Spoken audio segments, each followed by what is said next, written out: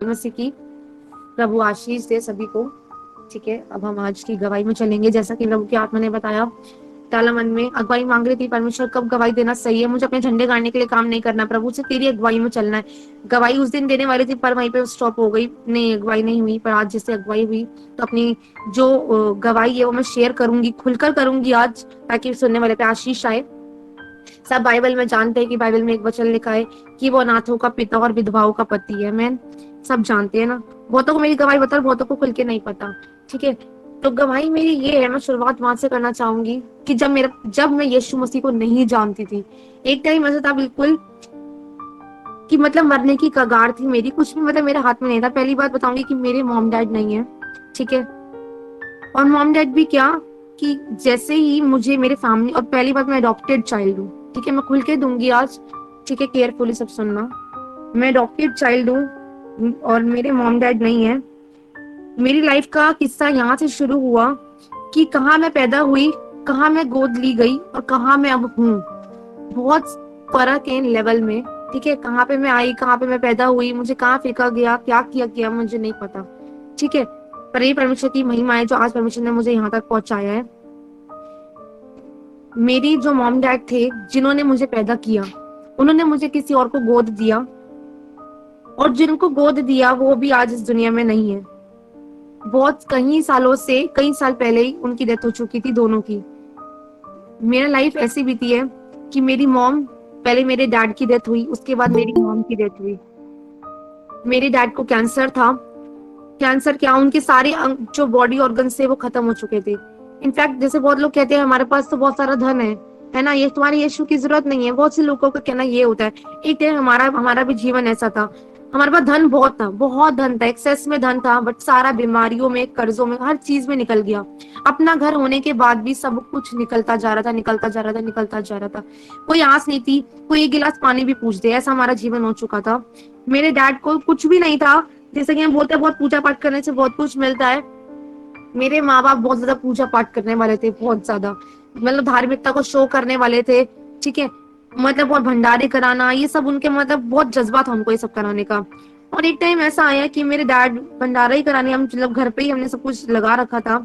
उसके दौरान मेरे दुष्ट आत्मा ने मतलब ऐसे काम करना शुरू किया। वो टाइम शुरुआत थी दुष्ट आत्मा के काम करने की, कि हम जब जा रहे थे कहीं पर तो मेरे पापा के पूरे पैर गल चुके थे एकदम से। शुरुआत थी वो दुष्ट आत्मा का अटैक करने की, कि जैसे लोग भंडारा करते हैं बोलते बहुत पुण्य का काम है। मेरे पापा भी भंडारा वगैरह कराने के लिए जा रहे थे, और घर पे ही मतलब पापा अपना बनाते थे हाथ से। उनको शौक था कि हाथ से ही बना, खुद हाथों से बनाकर खुद मतलब बंटवाऊं में खाना। तो जैसे ही वो मतलब कर रहे थे, काम वाम कर रहे थे, उन्हीं उसी दौरान दुष्ट आत्मा ने कैसा अटैक करने की कोशिश करी। शुरुआत कहाँ से दुष्ट आत्मा की, मेरे पापा के पैर गलना शुरू हो गए। मेरे पापा के छेद, मतलब पैरों में इतने बड़े बड़े छेद हो गए थे, और मेरे पापा खुद ही ड्रेसिंग किया करते थे, इतना बड़ा बड़ा पस भर जाता था। और वो हाथ से कैंची से काट काट के खुद ही निकालना, ये सब करना। और वो शुरुआत थी एक तरह से मान लो डेथ स्टेज पे ले जाने की। धीरे धीरे धीरे धीरे उनको कैंसर बता दिया गया। शॉर्ट में दे रही थोड़ा, कि धीरे धीरे बहुत सारी बीमारियां बीच में लगी, पीलिया हो गया उनको, कैंसर हो गया। और मैं एक टाइम पे ऐसी थी, भले मुझे नॉलेज नहीं थी, पर हाँ मैं गुरुद्वारे बहुत ज्यादा जाया करती थी।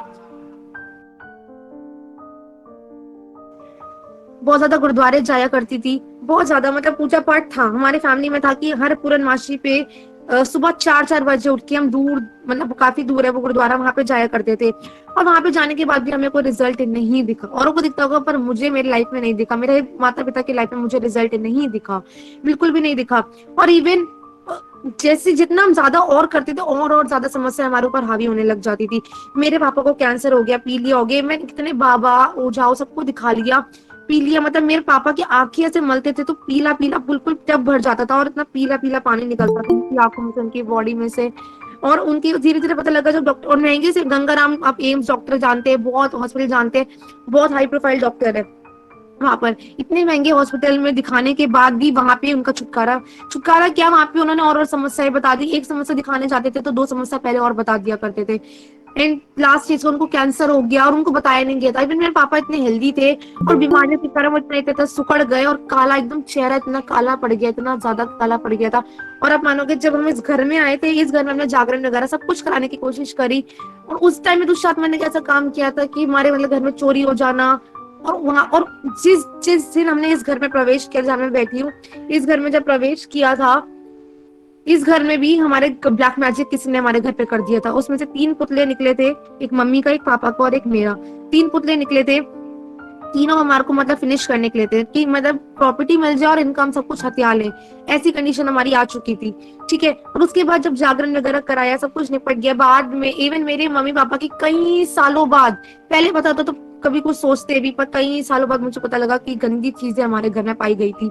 उसके बाद पापा को कैंसर हो गया, कैंसर के बाद कहीं कहीं कहीं और बीमारियां हो गई। और एक वो दिन एक ऐसा था, जिस दिन मैं स्कूल गई हुई थी, अब मैं शुरुआत करूंगी, जिस दिन मैं स्कूल गई हुई थी और मेरे पापा की तबीयत बहुत ज्यादा खराब हो चुकी थी, बहुत ज्यादा। आई मीन मेरे पापा मुझे इतना ज्यादा प्यार करते थे, इतना ज्यादा प्यार करते थे कि मतलब मैंने अगर मांग ली ना, अगर 2 बजे मुझे चीज खानी है, तो मेरे को वो दिन याद है कि मेरे पापा आइसक्रीम की फैक्ट्री में जाकर आइसक्रीम वाले को उठाकर मुझे आइसक्रीम दिलवाई थी। मुझे वो दिन भी नहीं भूलता। मेरे पापा मतलब एक्सेप्टली मतलब मेरे लिए वो किसी से भी लड़ जाने की मतलब गुंजाइश रखते थे। अगर मेरे को हल्का सा भी दर्द, अगर हल्की सी खांसी भी हो जाती थी ना, वो पूरा घर अपने सर पे उठा लेते थे। हर बेटियां कहते हैं बेटियां पर मतलब पापा की बहुत ज्यादा प्यारी होती हैं। एक टाइम में मेरा जीवन बहुत ज्यादा ऐसा था, बहुत ज्यादा प्यारी थी, बहुत ज्यादा। और उसके बाद क्या हुआ धीरे धीरे, और एक टाइम मेरा था कि मैं स्कूल गई हुई थी, और स्कूल तब मेरे मम्मी पापा थे, और स्कूल गई हुई थी, और मेरे पापा की तबीयत बहुत ज्यादा एक्सेसली खराब थी। और उस टेंशन में आके मुझे बुखार हो गया, स्कूल में मेरी तबीयत खराब होने लग गई।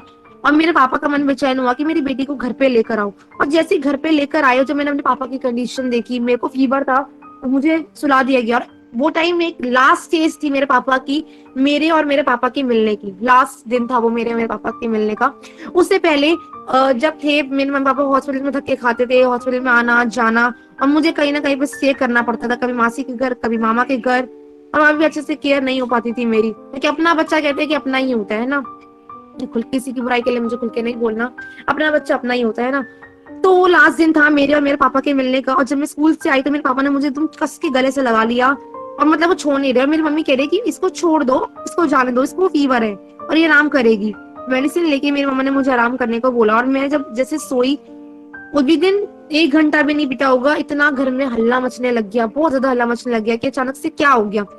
मैं पीछे वाले कमरे में सो रही हूँ, और आगे मेरे पापा, मुझे नहीं पता था, मेरे पापा वॉशरूम जाना था मेरे पापा को, और पापा उठ भी नहीं पा रहे थे। इससे मुझे इतनी बुरी कंडीशन हो चुकी थी बहुत ज्यादा कि उठ नहीं पा रहे थे। मेरे दोनों मम्मी पापा स्लिप हो गए। मेरी मम्मी बहुत ज्यादा हेल्दी थी, बहुत ज्यादा हेल्दी थी। उनको बीमारियों ने दुष्ट आत्मा ने जकड़ रखा था। अब समझ आ रहा है कि वो दुष्ट आत्माएं थी। इतनी ज्यादा मेरी मम्मी हेल्दी थी कि वो दोनों, और हमारा गेट इतना सा है, इतना पोर्शन है बीच का स्लाइडर का, तो वो दोनों पानी था, दोनों फिसल गए एकदम से। फिसलने के बाद जब होला मचा, बहुत सारे लोग घर में आए, और वो पापा की कंडीशन लास्ट थी कि मेरे पापा का ना टॉयलेट भी बीच में निकल गया। और उसके बाद जब कपड़े उनको पहनाए जा रहे थे, सब कुछ करा जा रहा था, और मैं उठ के जब आई आगे वाले कमरे में, तो उनको हॉस्पिटल लेके गया, मतलब लेके गए। और उसके बाद मुझे उस, और ऐसा नहीं है कि मैं अपने फ्रेंड्स में थी, पर मुझे एक अपने मतलब जहां मैं जिनको मानती थी उन्हें बहुत ज्यादा मैं बिलीव करती थी। और वहां पे जाकर मुझे लगा कि नहीं, मुझे बिलीव है कि उन देवी देवता का नाम लेकर कि वो मेरे पापा को तो लेंगे ही नहीं, क्योंकि मेरे पापा मुझसे, मैं बचपना था तो मैं जैसे बहकी बहकी बातें करती थी, मुझे पता मेरे पापा को नहीं लेंगे। तो जैसे गए, और दोपहर 4 बजे का टाइम था कि हमारे पास फोन कॉल आ चुका था। और मेरी मम्मी कपड़े धो रही थी उस वक्त, कुछ काम कर रही थी, तो उस वक्त फोन आ चुका था कि मेरे पापा की डेथ हो चुकी है। और वो दिन मेरी लाइफ का मतलब मान लो, कहते हैं कि नरक की ओर ले जाना, वो दिन मेरे लिए ऐसा टर्निंग पॉइंट भी नहीं कहूंगी, मतलब एक मौत की ओर ढकेलने वाला दिन बन गया। कि ऐसा कोई मतलब बहुत होंगे बहुत सारे बच्चे, कि मैं एक ऐसी इकलौती थी पूरे घर में कि जिसने अपने माता को, अपने पिता को, दोनों को अपनी आंखों के सामने जाता हुआ देखा, आंखों के सामने जाता हुआ देखा। और उसके बाद जब फोन कॉल आया, और उस वक्त मुझे भेज दिया गया कहीं पे, तो गई थी मैं ट्यूशन, गई थी शायद कहीं, क्योंकि बचपन आता तो मुझे ये सब चीजें दिखाना नहीं मांग रहे थे। पर एक लास्ट जब मुझे पता लगा कि मेरे पापा की डेथ हो गई है, तो जब मैं घर पे आई, लिटरली जब मेरे पापा की डेड बॉडी सामने पड़ी हुई है और मैं रो रही हूँ, और मेरे पापा को, मेरे को इतनी नॉलेज थी नहीं, मुझे लगता था कि डेथ होगी, बट मुझे लगा कहीं ना कहीं तो मतलब वो तो सुनते हैं भैया, जो उनको मानते हैं वो सुनते हैं। और जिस रूम में बैठी, उस रूम में बैठे हुए थे। और उसके बाद मेरी मम्मी क्या बोली, मेरे पापा को क्यों नहीं उठाया जा रहा है? मैं कोई बात नहीं, मैं सेवा करने के लिए तैयार हूँ, सब कुछ करने के लिए, पर मेरे पापा को ऊपर उठाओ, मुझे देखना है, मेरे पापा को उठाओ। और कहाँ से उठते, मेरे पापा की बॉडी रात भर उनको वहीं पे रखा गया था आइस पे, तो बॉडी बिल्कुल ठंडी पड़ चुकी थी। वो दिन भी खत्म हो गया। चलो, रात गई बात गई, निकल गया। मम्मा थी उस वक्त मेरे साथ, मम्मा ने मुझे संभाला, सब कुछ करा। मम्मा थी, जानती पर परमेश्वर को मैं जानती नहीं थी, परमेश्वर पर मुझे जानता था। धीरे धीरे टाइम बीता। उसके बाद मेरी मम्मी को समस्या शुरू हो गई, दुष्ट आत्मा के काम थे। जैसे घर में ब्लैक मैजिक किया गया था, तो दुष्ट आत्मा के काम थे, उसका मेरी मम्मी को समस्या शुरू हो गई। उस वक्त, उस दिन के बाद से मेरी लाइफ ऐसी बदतर बदतर बदतर बदतर होती गई कि मतलब मन कर रहा था कि जीऊं के मरूं, मैं करूँ तो करूँ क्या। मतलब कंडीशन बहुत एक्सेसिवली खराब हो चुकी थी। उसके बाद मेरी मम्मा की तबीयत खराब होने लग गई। मेरे घर में मैं और मेरी मम्मी थे, उसके अलावा कोई तीसरा बंदा नहीं था मेरा हमारे साथ। कहने को फैमिली मेंबर्स बहुत सारे हैं, बहुत सारे थे, बट कोई रिस्पॉन्स नहीं देता था, कोई बातचीत नहीं करना, बस पैसों के लिए रिश्ता है तो रिश्ता है, वरना ऐसा कुछ नहीं। ऐसा रिश्ता हो रखा था। और लेटी हुई है, और मम्मी की तबीयत ऐसी खराब हो चुकी थी कि मम्मी को इवन गवर्नमेंट हॉस्पिटल में लेके जाना, छोटी सी उम्र में, इतनी भी छोटी नहीं, 8th या 9th में 10th क्लास में थी तब, मैं 10th में होंगी। तो उसके बाद मैं ले लेके जाती थी मम्मी को हॉस्पिटल में। इवन मेरे घर वाले आते थे, बट मम्मी को बाहर से छोड़ के चले जाते। बुराई के लेने से भी गवाही के तौर पर बता रही हूँ, खुदा सबको आशीष दे, कि आते थे पर हॉस्पिटल के बाहर छोड़ के चले जाते थे। मेरी मम्मी, मेरे अम्मा को अस्थमा का प्रॉब्लम हो चुका था, हार्ट पेशेंट वो हो चुकी थी। और मम्मी की इतनी 80-80 हजार की मशीनें आया करती थी, और जो मैं बहुत ज्यादा शॉक्ड हो जाती थी, प्रभु ऐसे सब क्यों हो रहा है। उस टाइम जो जो प्रभु निकलता है, पर उस टाइम पे हम देवी देवताओं के पास जाना, मंदिरों में पूजा पाठ करना। और मम्मी को पता था कि मुझे पालना है। मम्मी, उनकी सांस फूलती थी, मम्मी भी पैसे की कमी के कारण फुटपाथ पे बैठ बैठ के जाया करती थी। पैसे होते थे पर उनको बचाने की बहुत आदत थी कि नहीं, जो है मेरी बेटी के लिए काम आएगा। मम्मी कंपाउंडर तक का काम किया, गवर्नमेंट जॉब लग चुकी थी, मम्मा को डॉक्टर का बहुत अच्छा कोर्स करना आता था, बट मेरे पापा की जिद की वजह से उन्होंने, एक एग्जाम रुक गया, एग्जाम नहीं दे पाई, और इस वजह से वो गवर्नमेंट जॉब भी नहीं कर पाई। मतलब मम्मी की बहुत अच्छी पोस्ट होती जब वो जिंदा होती तो, पर पापा की जिद थी कि वो काम नहीं करेंगी। ठीक है, तो मम्मी ने कंपाउंडर तक का काम किया, फिजियोथेरेपी का काम किया, सब कुछ करा कि मुझे पालने के लिए, कि मुझे अपनी बेटी को पालना है और अच्छे स्कूल में पढ़ाना है। अच्छे स्कूल में मम्मी पढ़ाया, बहुत कुछ किया। धीरे धीरे क्या हुआ कि मम्मी की बॉडी बिल्कुल लूज पड़ने लग गई। तब जब डॉक्टर वगैरह से बातचीत करी, सब कुछ करा, तो उन्होंने बोला कि तुम्हें तो मशीनें लगेंगी, तुम्हारा कुछ नहीं पता। एक बात मेरे समझ नहीं आती थी कि जब इतने 33 करोड़ हम मांगते हैं, तो कोई, मैं इतना पूजा पाठ करती हूँ, किसी ने मेरी मम्मी को बोला तुम गुरुद्वारे जाते हो, कोई पाठ वगैरह दिया कि तुम वो पढ़ो, तुम्हारा तो छुटकारा होगा। मेरी मम्मी ने वो तक करने की कोशिश करी, बोला था कि मम्मी को धूप लो, जो जो मतलब नुस्खे बताए गए सब कुछ करने की कोशिश कर ली, एडी से चोरी चक्का जोड़ लगा दिया। और मेरे को रोना आता था मम्मी को देख के, मैं करूँ तो करूँ क्या। स्कूल जाती थी, जब मशीनें आ गई घर पे, मेरी मम्मी नौ मतलब, तो आज के टाइम में ना, पैसा है तो सब है, पैसे हैं तो रिश्ते हैं, ऐसा मेरा मानना है। ठीक है, मसीह में, मसीह की बात अलग है, मैं दुनिया के रीति रिवाज की बात कर रही हूँ। ठीक है, तो मेरे जब लाइफ जो थी, उसमें क्या हुआ था कि मम्मी को मशीनें लग चुकी, 80-80 हजार की मशीन आती थी। तो मम्मी मशीन मशीन लगाकर, इतनी बड़ी मतलब टैंक की तरह एक मशीन होती थी, जैसे मम्मी चलती थी, वो मशीन पाइप के द्वारा आगे चलती थी। मशीन लगाकर मेरे लिए, मम्मी मेरे लिए खाना पका रही है, सब कुछ कर रही है। वो भी एक टाइम तक था। उसके बाद धीरे धीरे धीरे मम्मी की बॉडी बिल्कुल लो पड़ती गई, पड़ती गई, पड़ती गई। उसके बाद डॉक्टर्स को दिखाना शुरू किया, सब कुछ शुरू किया, बट डॉक्टर ने एक ही बात बोली। मम्मी बता, मेरी एक बात समझ नहीं आती थी कि मम्मी जब भी जाती है ना, हमेशा आईसीयू में, जब बंदा चला जाए तो वापस आना बहुत मुश्किल होता है। और जब भी मम्मी को जाते थे ना, वार्ड में जाने नहीं देते थे, हमेशा आईसीयू में मम्मी को टिका के रखते थे कि आईसीयू में ये पेशेंट भैया आईसीयू का, आईसीयू का है। मम्मी को पता था कि आईसीयू में इंसान जाता है तो भैया मुश्किल ही वापस आता है, तो वो पेशेंट आईसीयू का, आईसीयू का, तो मुझे बहुत ज्यादा डर लगता था। एक टाइम ऐसा था, जब मैं स्कूल जाया करती थी, तब तो मैं बिल्कुल ठीक थी उस समय। उस समय भी मतलब पेट में मेरे दर्द हुआ करता था, बट मम्मी डॉक्टर दवाइयां वगैरह दिलाकर टेम्परेरी इलाज करते थे। मेरी दवाई सब जानते ही हैं, मैं बताऊंगी अभी। तो बहुत ज्यादा, और मम्मी जब मशीनें वगैरह मम्मी को लगी होती थी, तो मम्मी के लिए मम्मी बोलती थी तो एक गिलास, मम्मी उस टाइम मुझे याद आता है कि सच में माँ की कदर क्या होती है। मम्मी मुझे बोलती थी एक गिलास तो चाय का बना के दे जा। मेरा सुबह 8 बजे मैं निकलती थी, 7:30 बजे मेरी वैन आ जाती थी, तब मैं स्कूल से निकला करती थी, और 3 बजे मैं घर पे आती थी। 7:30 से लेकर 3 बजे तक मेरी मम्मी भूखी रहती थी। वो एक ऐसा दिन था कि मेरी मम्मी को एक रोटी बनाकर भी खिला दे, बेचारी ऐसी मशीनों के साथ पड़ी रहती थी, मशीनों के साथ मम्मी पड़ी रहती थी, कोई पूछने वाला नहीं था मम्मी को। और मतलब बैठ, और मम्मी मुझसे बोलती तो चाय का, और मतलब रस और चाय बना के देके जाती थी मम्मी को। उस टाइम पे आती नहीं थी, जैसे भी आती थी बना के बेचारी चुप करके पी लेती थी, बना के देके जाती थी उनको। मैं चाय देकर जाती थी, रस देकर जाती थी, और आके पूछती मम्मी तुमने कुछ खाया। मैं बोलती थी कहाँ से खाऊं, कोई है ही नहीं। और एक टाइम ऐसा आया, मतलब उन्हीं दौरान ही, उन्हीं दिनों के बीच में, जब दिन बीतने लग गए, फिर से मम्मी को रात रात को हॉस्पिटल में लेके भागना पड़ता था। मामा को फोन करते थे, छोड़ के चले जाते थे सब बाहर, हॉस्पिटल के बाहर छोड़ के चले जाते थे। और उसके बाद अकेले बैठना मम्मी के साथ रात रात, वो दिन मुझे याद है, एम्स हॉस्पिटल में मम्मी को एक ऑक्सीजन के लिए थेरेपी बताई गई थी, इलाज होना था उनका। और वो दिन था, यहाँ से हम अकेले गए रिक्शे ऑटो पे बैठकर। कोई एक जना नहीं है कि उन्होंने बहुत छोटी सी उम्र की थी। रात भर मम्मी को उस आइसोलेट रूम में रखा गया था।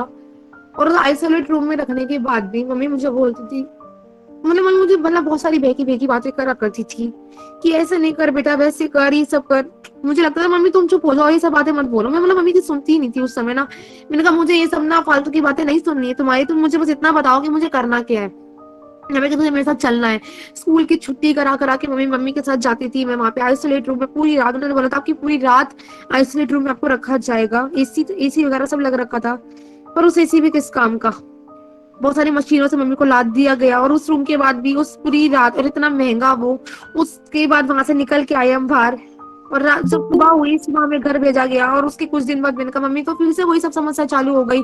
उतना पैसा लगाने के बाद क्या फायदा हुआ। जब वो थेरेपी वगैरह करे, उन्होंने आइसोलेट रूम में रखा, बस रिपोर्ट दे दी भाई लाके तुम्हारी ये रिपोर्ट है, कोई रिजल्ट नहीं आया। लाखों के बता रही हूँ, लाखों के डॉक्टर भी फेल हो चुके हैं आज, सच में। उन्होंने सब कुछ बताया, कुछ भी नहीं। उसके बाद वो दिन था, और उसके वो दिन बीता। उसके बाद फिर से हमें एक दिन जाना पड़ा। वो दिन रात का था, मैं भूलती नहीं हूँ। रात को मैं मम्मी को पूरी रात रखा, और मैं बहुत फ्रस्ट्रेट हो रही, मुझे भूख लग रही है उस रात को। उस रात मेरी मासी और मेरी मम्मी और मैं गए थे वहां पे। और मेरे मासी ने कहा भाई मेरे तो बच्चे घर पे हैं, मुझे तो भाई जाना है।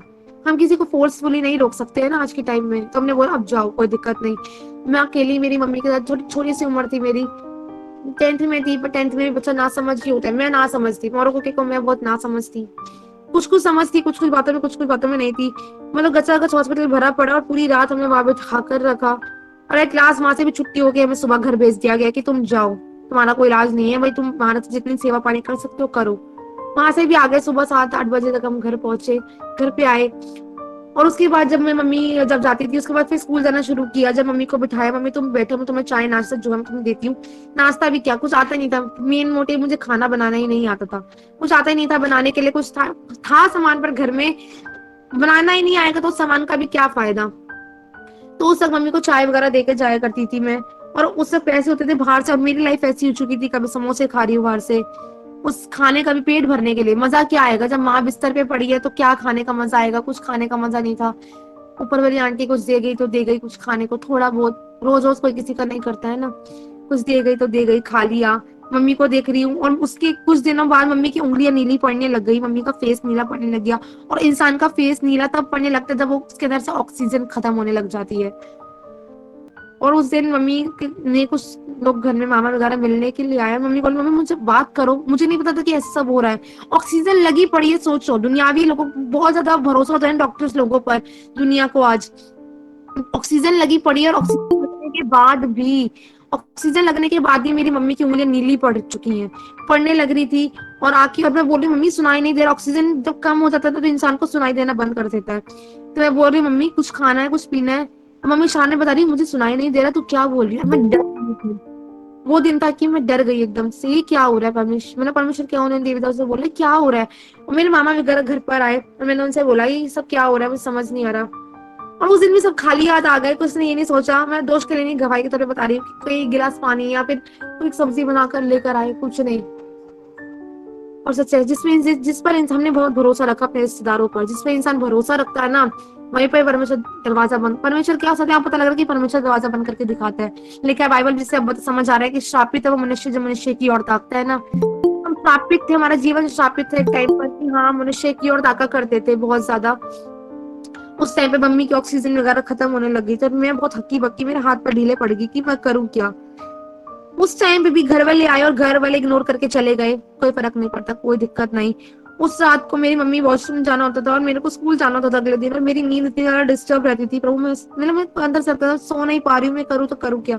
बेचारी इतनी बड़ी बाइप है अपनी, मतलब यहाँ से यहाँ तक इतनी बड़ा पूरा मुंह ढका जाता था। और मम्मी उसी को लगाकर मम्मी को सोना पड़ता था। अगर वो नहीं लगाती थी तो मम्मी को ऑक्सीजन आना बंद हो जाता था, और लगाने के बाद भी।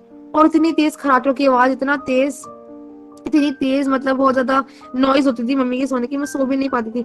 सोती थी, हल्की फुल्की आंख लगती थी, और मम्मी उठा ऑक्सीजन निकाल तो लेती थी अपने आप। बेचारी धीरे धीरे पकड़, मम्मी को लगता था कि मेरी बेटी की नींद डिस्टर्ब ना हो। मम्मी पकड़ पकड़ के वॉशरूम तक जाना।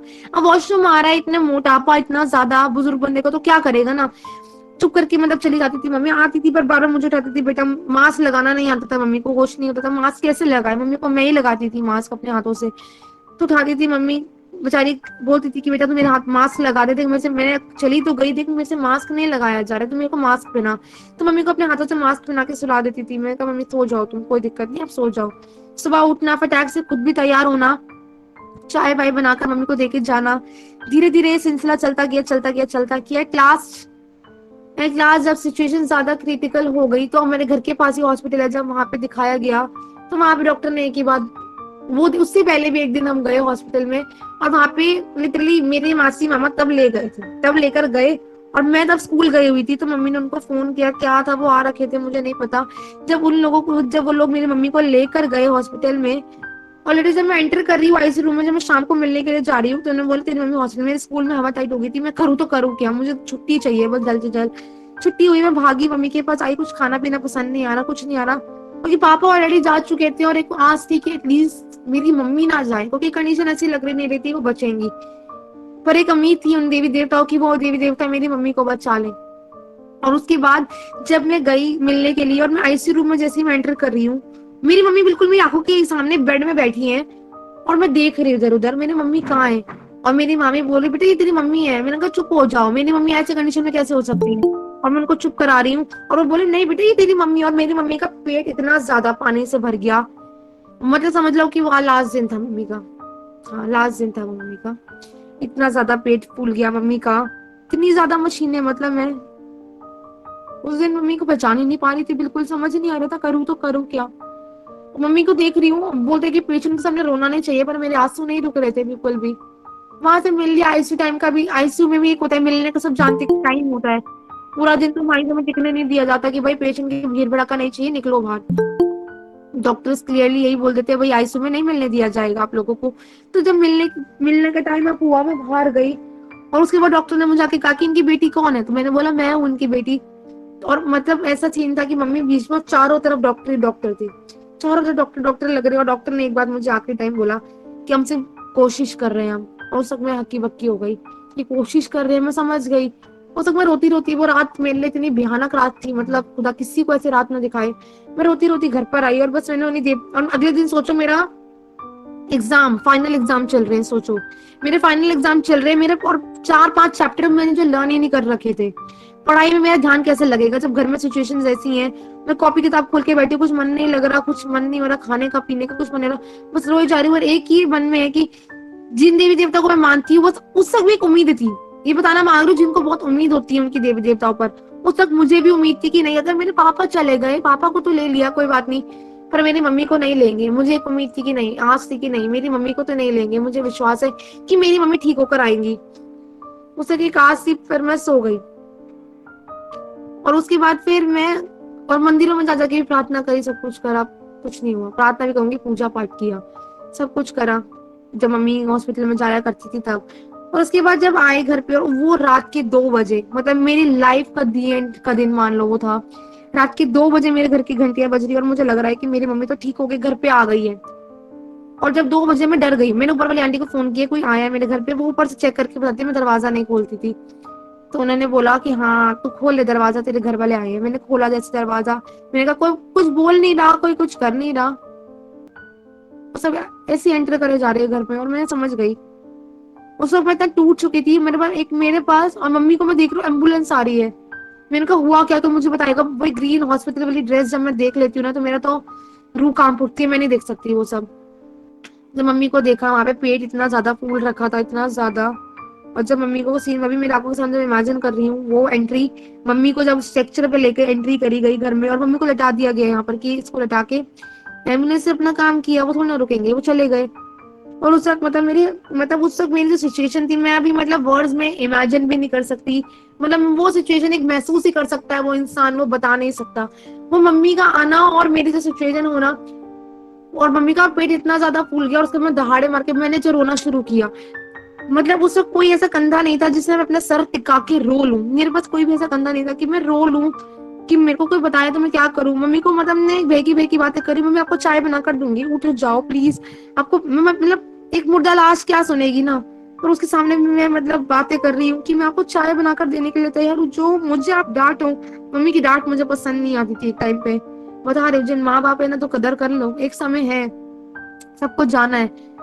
पर अब मसीह में तो परमेश्वर दीर्घायु से तृप्त करता है ना, पर मसीह नहीं था हमारे पास। उसके बाद जब लेटी हुई मम्मी, मैं बहकी बहकी बातें कर रही हूँ कि मम्मी आप जो बोलोगे मैं करने के लिए तैयार हूं, उठ जाओ बस। सबको बोलो प्लीज मेरी मम्मी को उठाओ उठाओ उठाओ, बस एक ही वर्ड था कि उठ जाए बस। क्योंकि मेरे जाने, मम्मी पापा के जाने के बाद क्या मेरा क्या होगा, मुझे ये सोचते कर लग रहा था मेरा क्या होगा। सब तो प्रॉपर्टी के लालच में पड़े हुए हैं, परमेश्वर कोई देखने देखने वाला नहीं है, कुछ नहीं है, तो तब मेरा क्या होगा, मैं कहाँ जाऊंगी। और उस वक्त भी घर वालों ने, मतलब घर वालों का रूप रंग ही चेंज हो गया। रूप रंग चेंज हो गया, भैया चाय बना के ला, ये कर वो कर। और उस वक्त मेरी कंडीशन ऐसी, चाय नहीं है, इतनी सर्दी हो गई, कंबल नहीं है, मतलब क्या एक्सेप्ट करें, क्या मतलब मैं किसी से क्या उम्मीद लगाती हूँ कि मेरे को कोई कंधा दे दे। जब बातें ऐसे ऐसे उठ रही थी मेरी लाइफ में कि कंबल नहीं है, कंबल निकाल के लाओ, ये करो, पैसे कहाँ पर है, कहाँ पर रहेगी तू, कौन रखेगा तुझे, तेरे तो माँ बाप नहीं है। बहुत सारी बातें मुझे सुनने को, मम्मी की डेड बॉडी सामने पड़ी है और मुझे बहुत सारी बातें सुनने को मिली गई, बहुत सारी। मैं डिस्क्लोज भी नहीं करना चाहती, बहुत सारी बातें। जैसे जैसे दिन बिता, उसके अगले दिन जब मम्मी को ले जाना था, इवन ऐसा होता है ना कि मतलब जो मतलब वो सब ड्रामा करते हैं, ड्रामा ही बोलूंगी उन चीजों को मैं, जो सब शमशान घाट में जाके किया जाता है, को तैयार नहीं हो रहा था, भाई हम नहीं करेंगे ऐसा। और सबने मेरा नाम लिया कि मैं करूंगी, मतलब मेरे को मेरे कपड़े ला दिए गए, सब कुछ कर दिया गया, शॉर्ट ये सब। मैंने मना कर दिया कि नहीं मुझे ये सब नहीं करना है। मैं बिल्कुल पीछे हो गई, नहीं मुझे, क्योंकि मैं इतना छोटा बच्चा, मैं कैसे क्या करती, ये सब मेरा माइंड काम नहीं कर रहा था कि मैं करूँ तो करूँ कैसे। और उसके बाद जब ये सब हुआ, जब बताया गया ये सब करना, मैं पीछे हो गई। फाइनली एक जन तैयार हुआ, ठीक है मैं कर, हम कर देंगे। और वो दिन जब मैं वो मम्मी को, और मम्मी की डेड बॉडी जैसे करते हैं, मैं नाम नहीं लेना चाहती, जब आप पता है कि शमशान घाट में क्या क्या क्या क्या करते हैं, उन चीज को मैंने अपनी आंखों के सामने होता हुआ देखा।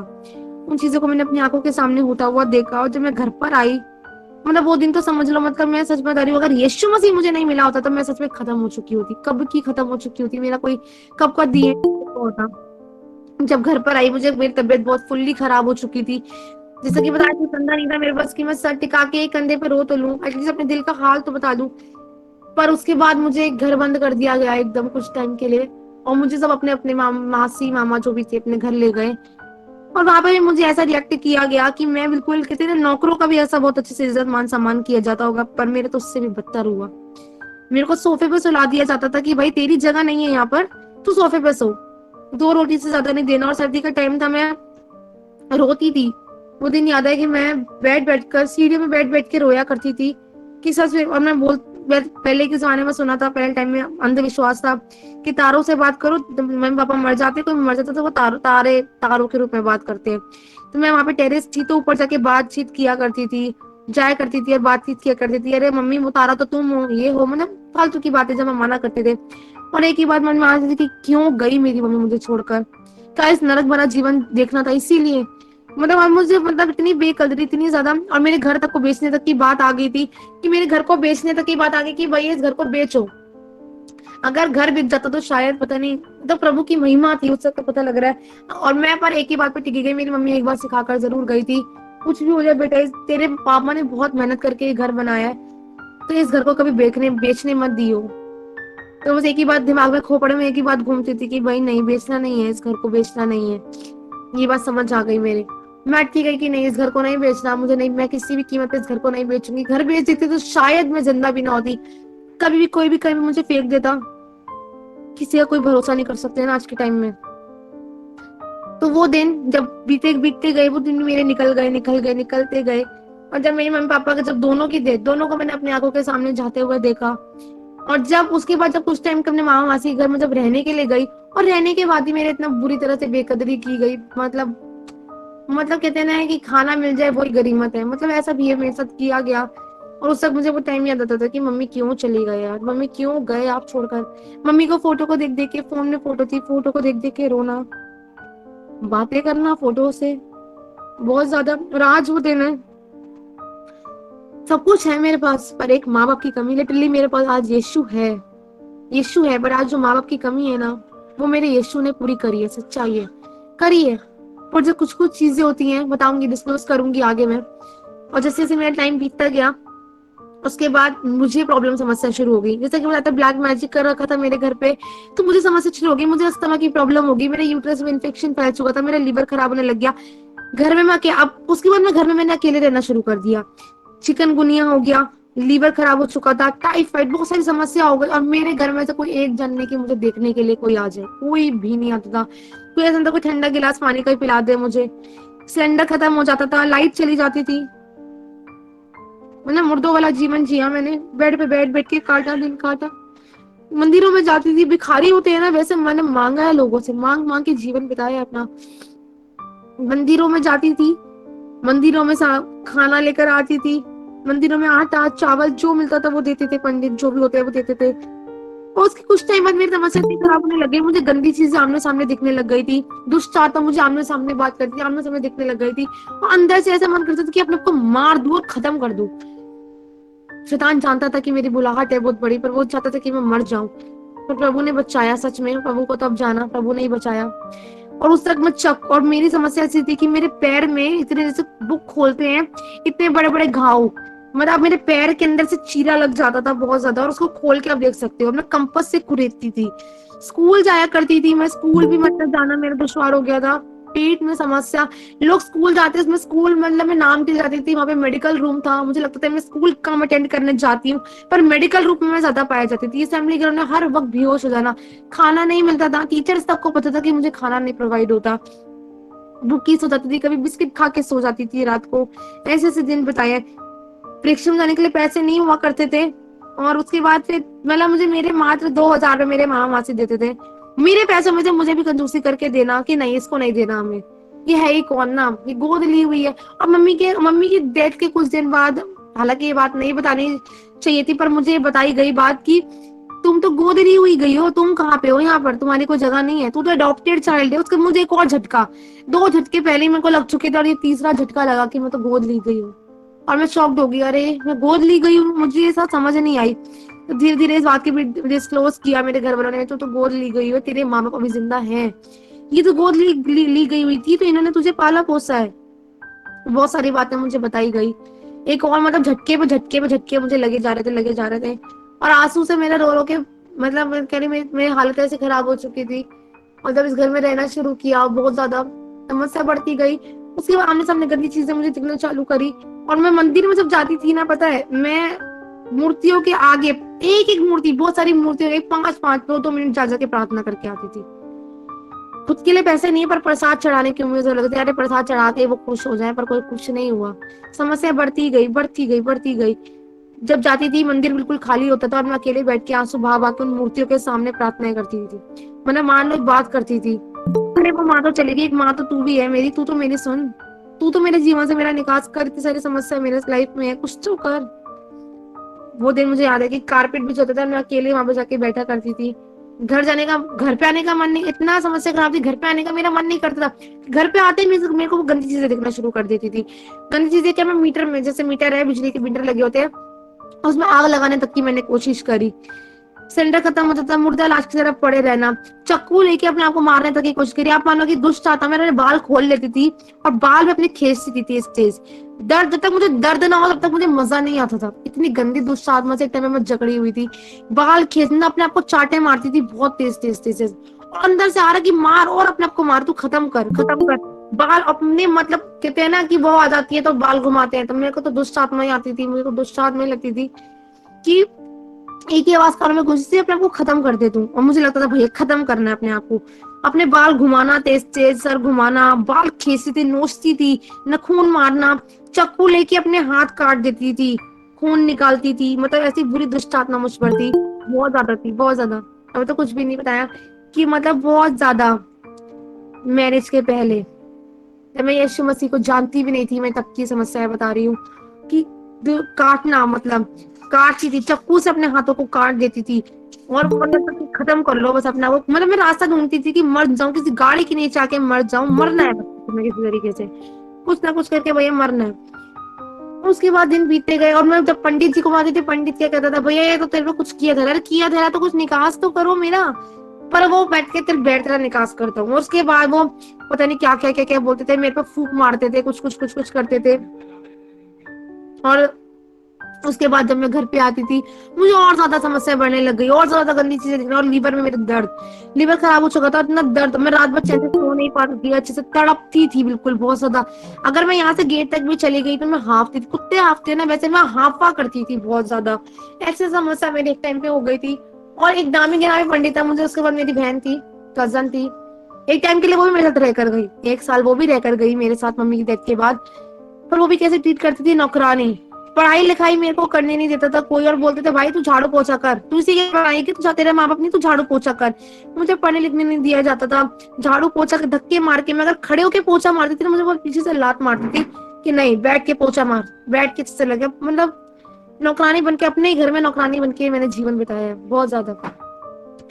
वो समस्या खत्म हो गई, गंदी मतलब बहुत ज्यादा गंदी जो चार महीने जकड़ रखा था, उस जगह चल तेरे को बड़ा बोलती, तेरे को नामी गिनामी पंडित है उसके पास दिखाती हूँ। और जब उस पंडित के पास गई, और उसने उस पंडित ने मुझे बोला भाई तू तो बस इसकी तो सेवा पानी करो। एट लास्ट लास्ट वो पंडित को दिखाया था, और उसने बोला कि इसकी सेवा पानी करो भाई, ये तो कुछ दिन के मेहमान है, इसका भरोसा नहीं है। तेरी भैया कुंडली में भी ये सब लिख रखा है, तेरे बाप के ऊपर था, तेरी माँ के ऊपर था, तेरे ऊपर भी ये सब चीजें है, तो तू क्या उम्मीद लगा रही कि तू बच जाएगी। और इतना चढ़ावा चढ़ाने के बाद वो इतनी बड़ी सी गद्दी पे वो विराजमान पंडित जी बैठे होते थे, और मुझे मेरी बहन को भी बोला इसकी तो सेवा पानी करो। और ये बात परिवार में किसी को बताई नहीं गई थी। और बाद में उसने बताया कि देख तेरे बारे में तो ये सब बोला जा रहा है, अब देख कोई कोई ताकत दुनिया की ताकत है तो वही तेरे को बचा ले तो बचा ले, कोई है तो तेरे को बचा लेगा, वरना तो भाई देखो बोला कि तेरे कुंडली में ये सब लिखा रखा है, तो तेरे बचना ना बचना एक बराबर है भाई, तेरा बचना तो मुश्किल है। सोचो पंडित तक ने बोला कि सेवा पानी करो, ये तो 1 साल की कुछ दिन की मेहमान है, बस इससे बोला कि मेहमान है। बिल्कुल मना कर दिया वहां से भी, और मैंने बोला चलो कल करे सो आज कर, आज करे सो अब मरना ही है। तो मेरे को जून जुनून चढ़ा था कि वो 1 साल जब मेरी बहन रहकर गई तो वो भी चली गई, मेरी उससे बनी नहीं, क्या हुआ, मैं बहुत फ्रस्ट्रेट हो चुकी थी माइंड से, वो भी चली गई। उसके बाद जब अकेले रहना शुरू करा, जब पंडित के पास जाना शुरू किया, तो मेरे को अपने सुसाइडल थॉट्स आने लग गए थे, कि मैं सुसाइडल थॉट्स आने लगे कि मैं अपने आप को मार दूं, खत्म करने की बहुत जज्बा था। मेरे लोगों को जॉब करने का जज्बा होता है, मेरे अंदर एक जज्बा था कि मैं अपने को खत्म करने का, मेरे अंदर बहुत ज्यादा क्रेज था कि मैं खत्म करना है मुझे किसी ना किसी तरीके से, पर खत्म नहीं कर पा रही थी अपने आप को। कितनी जगह मैंने आग लगाने की, घर में भी मैंने, बेड में कोई आदम नहीं पड़ रहा, मैंने आग लगाने की भी कोशिश करी, फिर भी नहीं आग, फिर भी नहीं मर रही, कुछ नहीं हो रहा। अरे हो क्यों नहीं रहा, क्या है, मर क्यों नहीं रही। बहुत ज्यादा मरने की कोशिश करी, मर क्यों नहीं पा रही भैया, मैं मरना चाहती हूँ, वही मेरी डिजायर है, एक टाइम में मेरी डिजायर थी कि मरने की, मेरे अंदर डिजायर थी कि मैं मरना चाहती हूँ, वही मर क्यों नहीं रही हूँ। पर कोई बात नहीं, टाइम बीता, धीरे धीरे बीता, स्कूल जाना शुरू किया। स्कूल जब जा रही थी, फुटपाथ पे बैठ बैठ के जाया करती, जब तक मैं जिंदा थी तब बता रही हूँ, जिंदा रहने वाली जब तक थोड़ी बहुत हालत थी, फुटपाथ पे बैठ बैठ के जाती थी, पंप ले लेकर, कि 3rd फ्लोर में मेरा स्कूल हुआ करता था, तो 3rd फ्लोर पे मैं चल के ऊपर तक जाया करती थी, हाफती थी मैं। और इतना भारी बैग मेरा होता था बुक से लदा हुआ, फुटपाथ पे बैठ बैठ के जा रही हूँ। पैसे नहीं होते थे, स्कूल जाना होता था टाइम से, टाइमली मुझे निकलना पड़ता था घर से, 7 बजे या पौने 7 मुझे घर से निकलना होता था कि मैं आधे घंटे में, चल आधा घंटे 1 घंटा लग जाता था मुझे चल चल के। हाफती थी तो भैया बैठना ही पड़ता था मुझे बीच बीच में, तो मुझे वहां तक स्कूल तक पहुंचना होता था। और स्कूल खत्म होने के बाद भी सोचो थक जाती थी पूरा दिन, स्पोर्ट्स में थी पहली बात तो, स्पोर्ट्स में, मैं स्पोर्ट्स में रहना, वॉलीबॉल फुटबॉल खेलना, पूरा दिन ग्राउंड में रहना और मैचेस खेलना, ये सब मेरा ट्रेंड मतलब बहुत अच्छा लगता था मुझे। हाफती थी फिर भी करना है, नहीं कुछ तो करके कुछ तो सर्टिफिकेट हाथ में आ ही जाएगा भैया। और उसके बाद फिर जैसे स्कूल में हाफती हुई आती थी, अब घर पे खाना कौन बनाए, समस्या बहुत बड़ी थी मेरे पास, खाना बनाने को कोई नहीं होता था, जो रखा कुछ था, ऊपर वाले बासी खाना दे गया, बासी खाना खा लिया, मानो मैंने उतरे हुए कपड़े भी डाले, फटे हुए उधड़े हुए कपड़े तक मैंने डाले, और मेरी मम्मी कभी मुझे डालने नहीं देती थी। पर एक टाइम ऐसा आया कि मुझे फटे हुए उधड़े हुए कपड़े भी डालने पड़े, लोगों के कहते हैं उतरन डालना, हर एक टाइम पे एक सीरियल आया करता था उतरन करके, तो मैं बहुत ज्यादा वॉच करती थी उस चीज को। और उसमें उस लड़की का यही नेचर था कि उतरे हुए कपड़े डालना, एक नौकरानी की बेटी, उतरे हुए कपड़े डालना, वो सब पैशन था। मुझे लगा अरे मेरा तो इसका जीवन तो भैया मिलता जुलता ही है। और उसमें सीरियल को देख देख के बहुत ज्यादा रोया करती थी कि सच में मेरी भी ये जिंदगी हो गई है सच में, माँ बाप है नहीं, सर पे माँ बाप का हाथ नहीं है, और माँ बाप का हाथ नहीं है, और बस लगता था कि अब तो जीवन समाप्त सा हो गया, कुछ है ही नहीं, कोई पूछने वाला नहीं है, कोई करने वाला नहीं है। एक बात बोलना चाहूंगी, जितनों के माँ बाप है ना, बार आत्मा में एक ही बात है, जितनों के माँ बाप है ना कदर कर लो, शारीरिक और आत्मिक भी, सच बता रही हूँ, शारीरिक भी और आत्मिक माँ बाप इन की कदर करो। माँ बाप का हाथ होना सर पे कहते हैं कि बहुत ज्यादा जरूरी होता है, बहुत ज्यादा जरूरी होता है। माँ बाप नहीं है ना, कोई पूछने वाला नहीं है। अब तो यीशु मसीह है हमारे साथ, बट एक टाइम में मेरे साथ तो कोई नहीं था पूछने वाला। लिखा है वो अनाथों का पिता और विधवाओं का पति है। मुझे नहीं पता था कि प्रभु मुझे चुनेगा, कि ऐसा होगा। और जब मैं स्कूल जाया करती थी तो मुझे एक भैया मिले थे, और भैया ने मुझे एक नया नियम दिया। उस टाइम में मुझे एक नया नियम मिला था, पर उस टाइम में मैंने विश्वास नहीं किया उसने। और मेरी तबीयत मैं बताती थी, भैया मुझे अब कहती, अब इतना हाफ क्यों रहे हो? रिक्शा वाले भैया मुझे रास्ते में मिले तो मैंने बताया, ऐसा हाफ क्यों रहे हो? मैंने कहा मेरी तबीयत ऐसी ऐसी समस्या है, मेरे मम्मी पापा नहीं, मैंने खुल के उसको बताया ऐसी समस्या है, मैं नहीं, मेरा मन नहीं करता अब जीने का। तो उस भाई को शायद नया नया न्यू बिलीवर था, क्या था बताना नहीं है, उसने मुझे नया नियम दिया और बोला, बहन जी आप ये पढ़ना, आप इसको ये पढ़ो, आप ये पढ़ो, इसे पढ़ने से ठीक हो जाओगे। मैंने कहा है, ये किताब दे रहा, किताब पढ़ने से भाई पंडित के डॉक्टर पागल है, ये किताब पढ़ने से सब ठीक हो जाओगे। मैंने कहा चलो ठीक है मुझे दे दो। मैंने एक दो दिन उसको पढ़ा, कुछ किया, बट मुझे कुछ समझ ही नहीं आ रहा था बाइबल कहाँ से क्या पढ़नी है। उससे मुझे बोला कि पढ़ो, आपको खुल के बताया तो समझ आए। तो मैंने आज एक चीज मैंने वो रख दी, बाइबल मुझे पढ़नी नहीं है, इग्नोर मारा मैंने, खुदावन के नाम को नहीं, मैंने एक्सेप्ट नहीं किया। मैंने कहा नहीं मुझे नहीं चाहिए। कुछ टाइम बाद क्या हुआ, समस्या और बिगड़ती गई, बिगड़ती गई, बिगड़ती गई। उसके बाद संजय, मतलब बहुत सारे हॉस्पिटल में मुझे दिखाना पड़ा, बहुत सारे प्यार ढूंढने के लिए मैं गई। सब मेरी यूट्यूब पे जानते हैं ना, मैं उसको डिस्क्लोज नहीं करना चाहती हूँ ज्यादा। प्यार ढूंढने के लिए जाती थी कि मुझे प्यार मिल जाए, माता पिता का प्यार नहीं मिला, प्लीज कोई प्यार तो मिले, प्यार की तुम क्यों, प्यार ही तो चाहिए मुझे। आज मुझे एक लाला चाचा से प्यार का, सच बता रही हूँ, मुझे एक लाला चाचा से प्यार का, मुझे प्यार चाहिए। बहुत सी लोग जानते होंगे, बहुत बहुत बहनें हैं यहाँ पर, मैरिड है ना, सब जानते हैं, हाथ हिला के बताए, सब मैरिड है यहाँ पर, ऑलमोस्ट सब मैरिड बहनें हैं। सब एक सब बहनों की आस होती है कि मैं अपने मायके जाऊं, कभी कभी मम्मी पापा का प्यार मिले, अरे घर पे तो आराम करेंगे भैया, सब बहनों की उम्मीद होती है, अरे मायके जाकर तो कोई काम ही नहीं करना, पर माँ की गोद में सर रखो, माँ सर हाथ पे सर पे ला, बढ़िया बढ़िया खाना को के सामने आ जाए। एक टाइम पे था मेरे साथ कि मेरी मम्मी मुझे खाना, बर्तन उठाने भी नहीं देती थी, बिल्कुल बर्तन उठाने, बर्तन अगर मैंने खाए हैं तो बस वहीं पे बर्तन रख दिए मम्मी, और मैं रखती थी तो मेरी मम्मी डांटती थी, नहीं भैया तुझसे कोई काम नहीं कराना मुझे, तू मैं को ऑर्डर कर मैं काम करूंगी। बेचारी मशीन लगाकर भी मेरे ऑर्डर को सहती थी और काम करती थी। उस वक्त मैं तो खाने पीने का क्रेज था बहुत ज्यादा, मम्मी ये बना दो ना, ये कर दो ना, वो कर दो ना। पर एक टाइम तक था वो सब, एक टाइम के बाद खत्म हो गया वो सब भी। एक टाइम के बाद मुझे नहीं पता था कि वो सब चीजें मिलने नहीं वाली हैं मुझे। तो मम्मी पापा का प्यार जो था वहीं तक था, बस एट लास्ट खत्म हुआ, समाप्ति हुई उस जर्नी की भी। जितनी बहुत सारी बहनों की डिमांड होती है कि अपने मायके जाऊंगी, ये खाने को मिलेगा, वो बना के मिलूंगी। सच में आज एक है, जज्बा है मेरे अंदर, इस चीज का है। जितनी बहनें अगर जाती है ना, उनके लिए एक टिप्स भी मैं बीच में दूंगी, जब भी जाओ सच बता रही हूँ, अपने माता पिता को बहुत प्यार करो, बहुत ज्यादा। मुझे नहीं पता वो पल कब है, कब मिले कब ना मिले, और बहुत ज्यादा प्यार करो, बहुत ज्यादा प्यार करो, क्योंकि वो पल मैंने खोए हैं, मैंने खोए हैं, मैं जानती हूँ। मेरी तमन्ना रहती थी कि शादी के बाद मैं भी अपने मायके आऊंगी, मैं भी बातचीत करूंगी, अपनी मम्मी पापा से हाल दिल का हाल पूछूंगी, मेरी मम्मी मुझे पका पका के खिलाएगी, अरे मायके के मजे तो मैं भी लूंगी। बहुत सी बहनों के बारे में सुना, हर बहन बोलती है कि मायके में जाते हैं तो भैया खाने को मिलता है, बढ़िया बढ़िया बैठा के मम्मी खिलाती हैं, कोई काम नहीं करने देती है। अरे मेरी बच्ची ससुराल में तो बहुत काम करती है, पर मायके में नहीं करने देती। मायके में माँ काम नहीं करने देती है, बहुत सी बहनों का एक्सपीरियंस है ना। तो में मेरा था, बट सब बात बात की बात होती है ना, किसी के पास ये है अनुग्रह, किसी के पास नहीं है ना। पर मेरे पास मेरे परमेश्वर का अनुग्रह है आज, मैं उस बात का बहुत धन्यवाद देती हूँ परमेश्वर का। उसके बाद जब समय बीतता गया, जब और मेरे को दिमाग की प्रॉब्लम हो गई बीच में, मतलब दिमाग की पागलों जैसी हरकतें करना, जब दुष्ट आत्मा ने मुझे झड़कड़ा हुआ था, मेरा दिमागी हालत खराब हो गई। मैं फोटो, मम्मी पापा जैसे बताते कि जो मर जाता है उसकी फोटो पे हार चढ़ाया जाता है, तो मम्मी पापा की फोटो पर से हार उतार उतार के मैं अपने ऊपर चढ़ाया करती थी, और बोलती थी कि मैं भी आपके पास आ रही हूँ। मतलब बहकी बहकी पागलों वाली बातें, मतलब कहते हैं ना बिल्कुल वैसी बातें करना, बहुत ज्यादा वैसी बातें करनी, बहकी बहकी बातें करा करती थी, हार उतार के चढ़ाना, अपने गले में टंगाना, बहुत ज्यादा समस्या थी। हाथ टांग लेती थी अपने गले में बहुत ज्यादा, और लगता था कि भैया खत्म कर लूं, बालों को खींचना। जब डॉक्टरों को लगा कि लोगों को लगा दिमाग ही पागल हो गई है, इसको तो दिखाना पड़ेगा डॉक्टर को।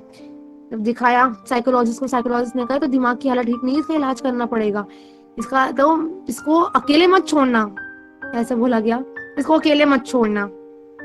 मैंने बात सुनी, अकेले में मुझे बाहर खड़ा किया गया, अंदर जो मेरे साथ गया, तो उनसे बातचीत करी, बताया गया कि इसको अकेला, मैंने पूछा जबरदस्ती कि क्या बात हुई, तो ने बोला कि अकेला नहीं छोड़ना भाई, अकेले छोड़ देना मतलब खतरे से खाली नहीं है। तो अपना हाल कभी कभी भी कुछ भी कर सकती है ना। वो दिन याद है, लाइनों में लगना, लाइनों में लगना और बैठे रहना लाइनों में, मतलब गवर्नमेंट प्राइवेट के तो भाई पैसे होते नहीं थे, खाने के लाले पड़े तो प्राइवेट की तो दूर की बात है ना।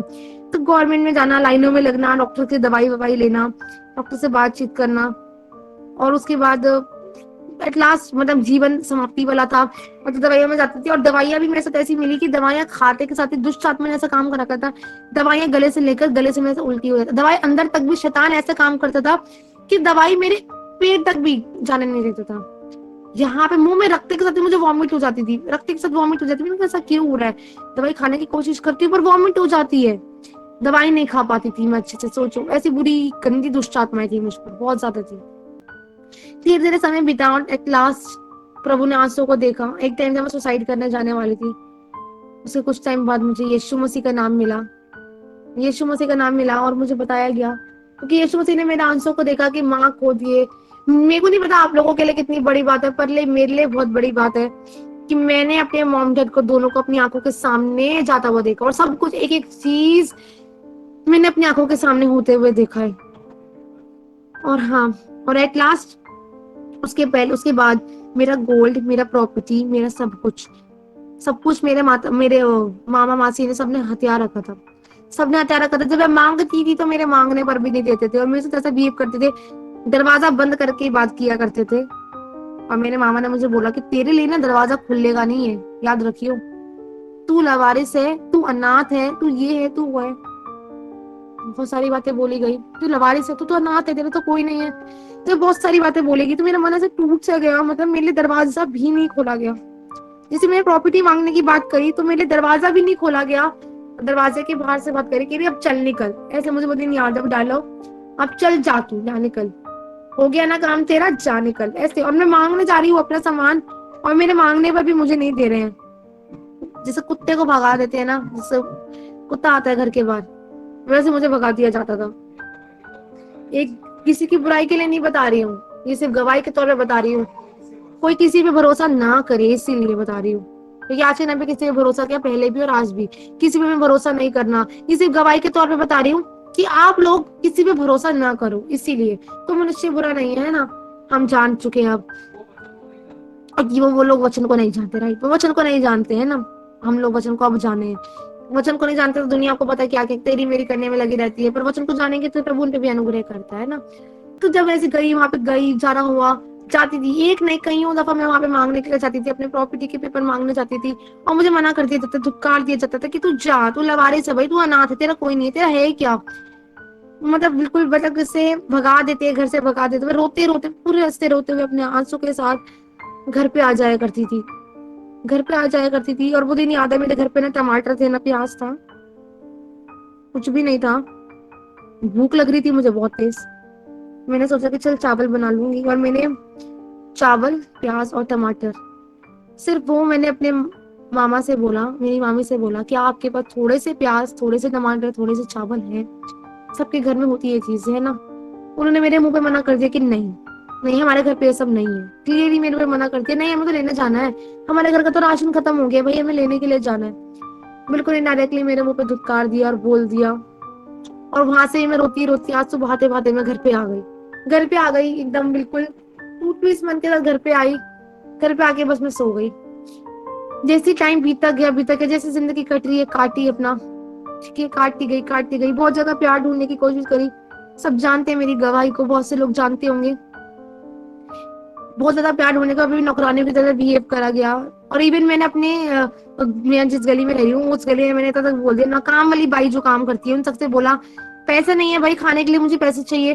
तो मैंने बोला तुम मुझे घर का नौकरानी का काम ही दिला दो, मैं नौकरानी का काम करने के लिए मैं झाड़ू पोछा कर लूंगी, 2 वक्त की रोटी तो चाहिए, पर मुझे दिन का 200 रुपये मिल जाए। मैं 200 रुपये तक पे आ गई थी, सोचो कि दिन में मुझे 200 रुपये मिल जाए, मैं काम कर लूंगी, झाड़ू पोछा कर लूंगी। स्कूल छोड़ चुकी थी, तो मेरा स्कूल छूट गया था, सिचुएशन खराब हो चुकी थी, मैं 12th भी अच्छे से नहीं कर पाई, स्कूल छूट गया सब कुछ।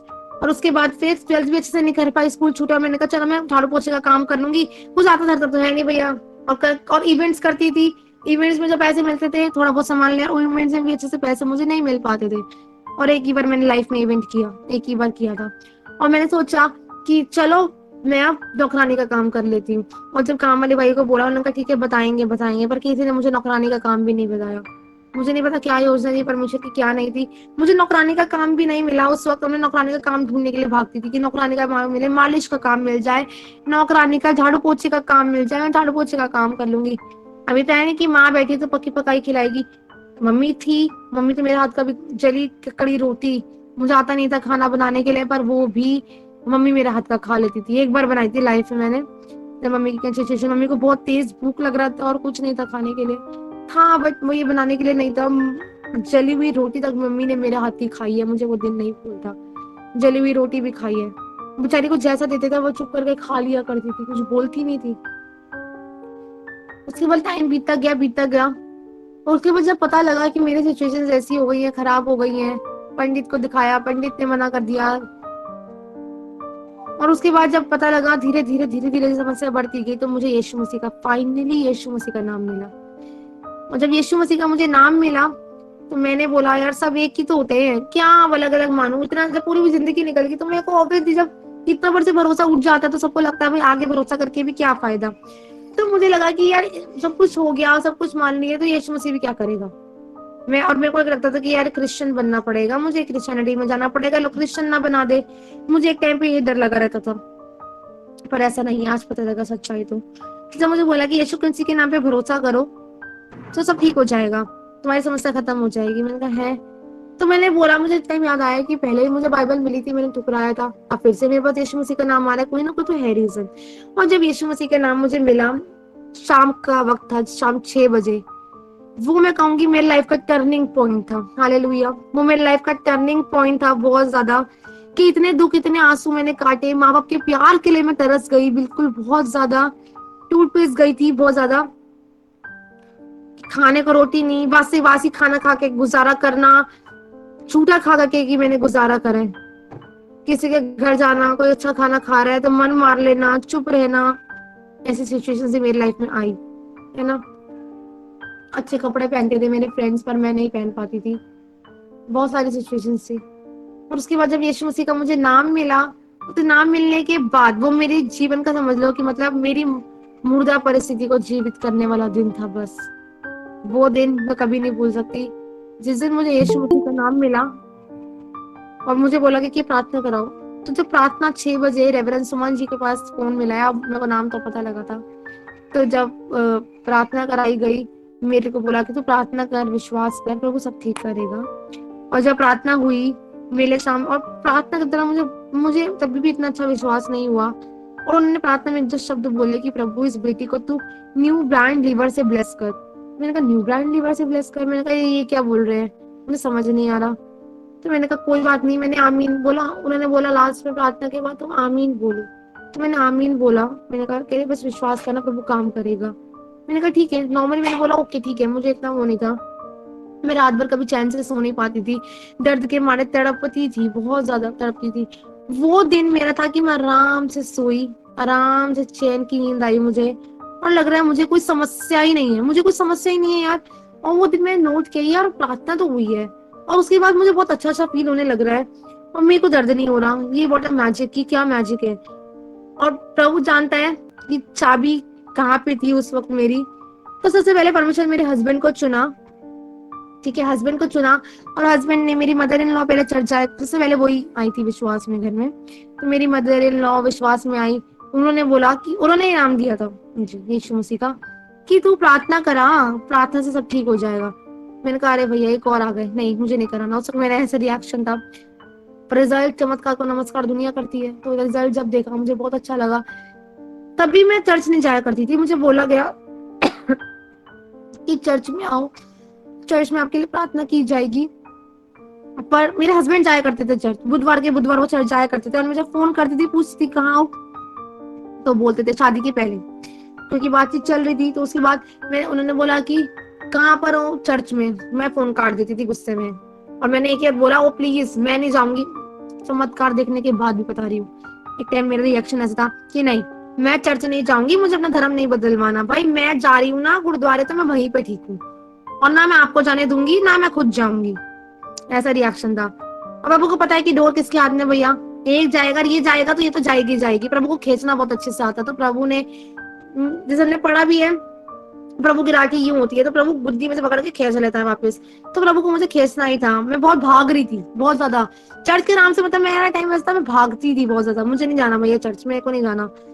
बुधवार शुक्रवार मैंने कहा ठीक है, चर्च के बाद अब बात करेंगे। मैं ऐसा बोलती थी कि नहीं, मुझे चर्च जाना ही नहीं है, चर्च का नाम नहीं सुनना।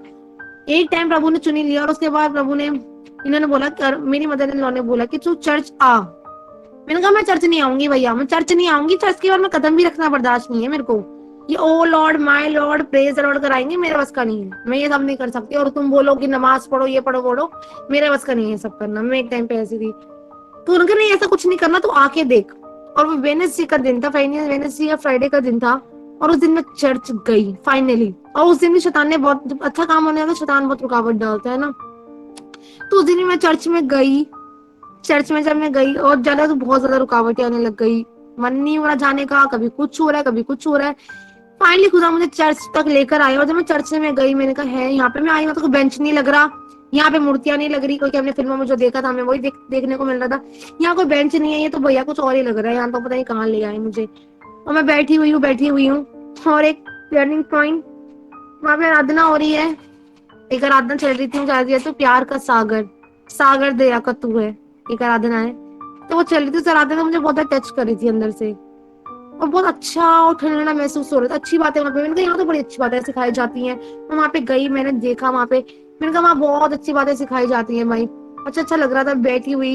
पर मेरा ध्यान फिर भी टाइम की ओर था, यार कब खत्म होगा ये सब, कब खत्म होगा। मेरा एक थिंकिंग ऐसी चल रही थी, एक थिंकिंग ऐसी चल रही थी। तो उसके बाद फिर, और वहां पे जब मीटिंग खत्म हुई, क्योंकि अन्य जाति से आई थी मैं, तो मुझे पता नहीं था क्या है। और वहां पे एट लास्ट रिफ्रेशमेंट बढ़ती है, तो मेरा ध्यान, खुशबू आ रही थी वहां पर। मुझे थोड़ा कॉमेडी करना जरूरी था, तुम आप लोगों की नींद खुले। तो वहां पे जैसे ही रिफ्रेशमेंट आई, तो खुशबू मेरे नाकों में आई, तो कचौड़े की खुशबू है। मेरे को नींद आ रही थी, सब बता रही, मैं वचन ना चल रहा था, मुझे बहुत नींद आ रही थी। जैसे रिफ्रेशमेंट की खुशबू आई तो मेरी नींद खुल गई। मैं कह रही यहाँ तो खाने को भी मिल रहा है, ऑब्वियसली कनात। और ऊपर से कुछ खाने को ना मिले, जिंदगी ऐसी थी। मैंने कहा चलो भैया यहाँ पे चलो यहाँ पे तो कुछ खाने को मिल ही जाएगा। एक उम्मीद से मैं आई, चलो भाई कुछ तो मिलेगा। उस उम्मीद पर, उस उम्मीद से मुझे नहीं आना चाहिए। मैं रॉन्ग थी, मैं बहुत बड़ी रॉन्ग थी उस वक्त, बहुत गलती करी। कभी लालच से यीशु मसीह के पास नहीं आना है, एक प्यार करने के लिए यीशु मसीह के, वो जानती नहीं थी उस वक्त, है ना। तो मैं वहां पे वहां पे बैठी, पता लगा वचन वगैरह। तो रेवरेंड सुमन जी से मेरी फर्स्ट बार, सेकंड टाइम बात हुई फेस टू फेस मेरी फर्स्ट टाइम बात हुई। तो मुझे अलग ले जाकर उन्होंने बात करी, मेरे से पूछा क्या बात है बेटा, क्या करना है क्या नहीं करना।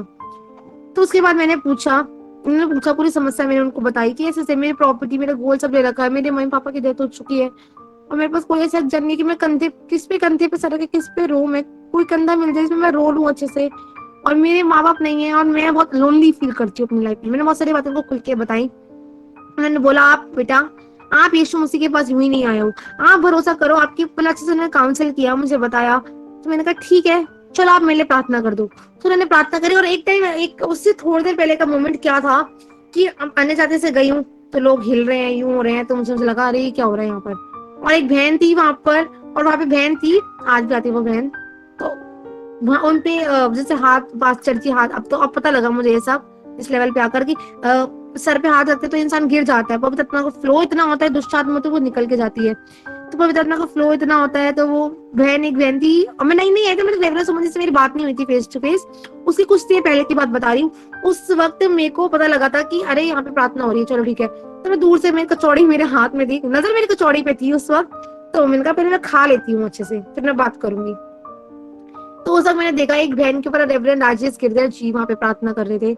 और उस बहन के सर पे जैसे ही हाथ रखा, वो बहन गिर गई। और शैतान बहुत चालाक है ना, तो उस वक्त शैतान ने मेरे मेरे अंदर क्या ट्यूनिंग करने की कोशिश करी। मेरे मन में आ रहे, और मुझे पता नहीं था कि अभिषेक होता है, पवित्र आत्मा होता है, मुझे कुछ भी मालूम नहीं था, कुछ भी नहीं पता था। और मुझे लगा कि ऐसा सब भी होता है। वो बहन गिर गई और मैं डर गई।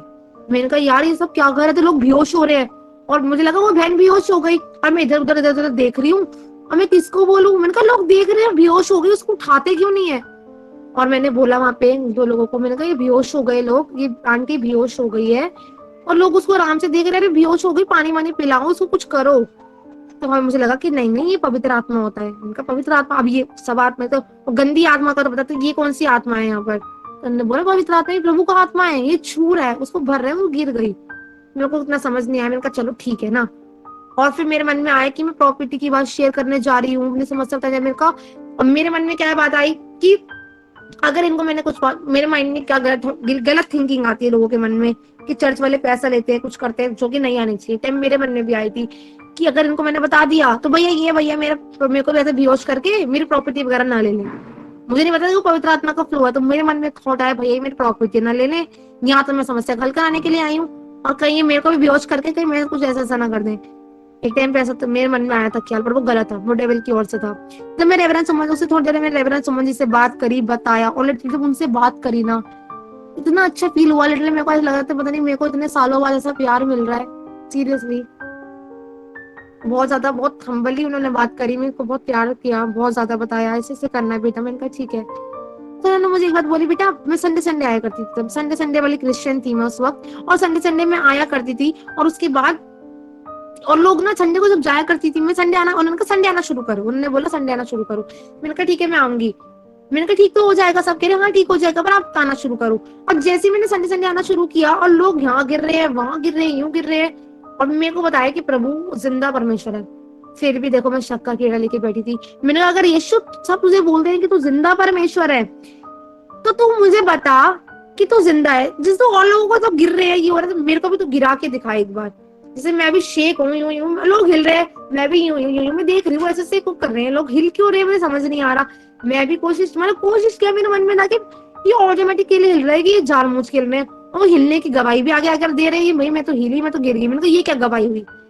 कुछ संडे जब जाना शुरू किया, अब बताना चाहूंगी, जब मेरा लिवर खराब था, जब मेरा यूट्रस में इन्फेक्शन, जब जिस दिन मैंने जब फोन पे ही प्रार्थना करा ली थी, उसी दिन मेरी तीनों की तीनों बीमारी और जो एक्स्ट्रा समस्या थी मेरी, इसी दिन मेरी सारी समस्या खत्म हो चुकी थी। हालेलुया। वो उस रात को ही परमेश्वर ने मुझे पूरी तौर से हील कर चुका था परमेश्वर। और उसके बाद जब मैंने संडे संडे जब चर्च जाना शुरू किया, जब मैंने कहा यार मैं ठीक तो हो गई हूँ, चल चमत्कार देख के, तो नमस्कार सब करते हैं। जब मैं संडे संडे क्रिश्चियन बनी, जब मैं जाना शुरू क्रिश्चियन बनी, संडे संडे वाले क्रिश्चियन, मैं हूँ भी उसी परिवार की बेटी, पंजाबी फैमिली से मैं बिलोंग करती थी। ये मत सोचना कि पैसा देके क्रिश्चियन नहीं बनवाते, ऐसा कुछ नहीं है। सबसे बड़ा धर्म इंसानियत होती है, जो कि आज लोगों में नहीं नजर आती है, इंसानियत होता है। ठीक है, तो मैं संडे संडे जाने लगी। ठीक है, तो संडे संडे में जाओ जगाई, तो मैंने बोला कि अगर मेरे बैठे बैठे वचन चल रहा था, वचन मेरे मेरा इतना ध्यान नहीं जाता था, मेरे को बड़ा बोरिंग सा लगता था पहले वचन सुनना। मैं बोलती थी ठीक है मैं बैठी हूँ, पर एक ही बात थोड़ा आता था कि यीशु तू जिंदा परमेश्वर है ना, तो तुम मुझे बता, जैसे ये लोग हिल रहे हैं ना यूं यूं यूं यूं यूं, तो मुझे भी ऐसे हिला के बता, मैं मान जाऊंगी तू जिंदा है। जब मैं अगले, मुझे नहीं पता कि सच में परमेश्वर जिंदा और मनों को जांचता है, मैंने मन में ही वो बात बोली। और अगले संडे आई, और लिटरली मैं उस वक्त मैंने परमेश्वर की उपस्थिति को महसूस किया। मेरे से खड़ा होना मेरा दुश्वार हो गया। इतनी ज्यादा मैं शेक हो रही है मेरी बॉडी, इतनी ज्यादा मैं शेक हो रही थी, इतनी ज्यादा मैं शेक हो रही थी। और सच में उस वक्त जैसे ही पास्टर रेवरेंड राजेश गदर जी मेरे पास आए, और मतलब मेरी बॉडी आउट ऑफ कंट्रोल जा रही थी, बहुत ज्यादा शेक हो रही, प्रभु का आत्मा इतना छू रहा, इतना ज्यादा मुझे भर रहा था।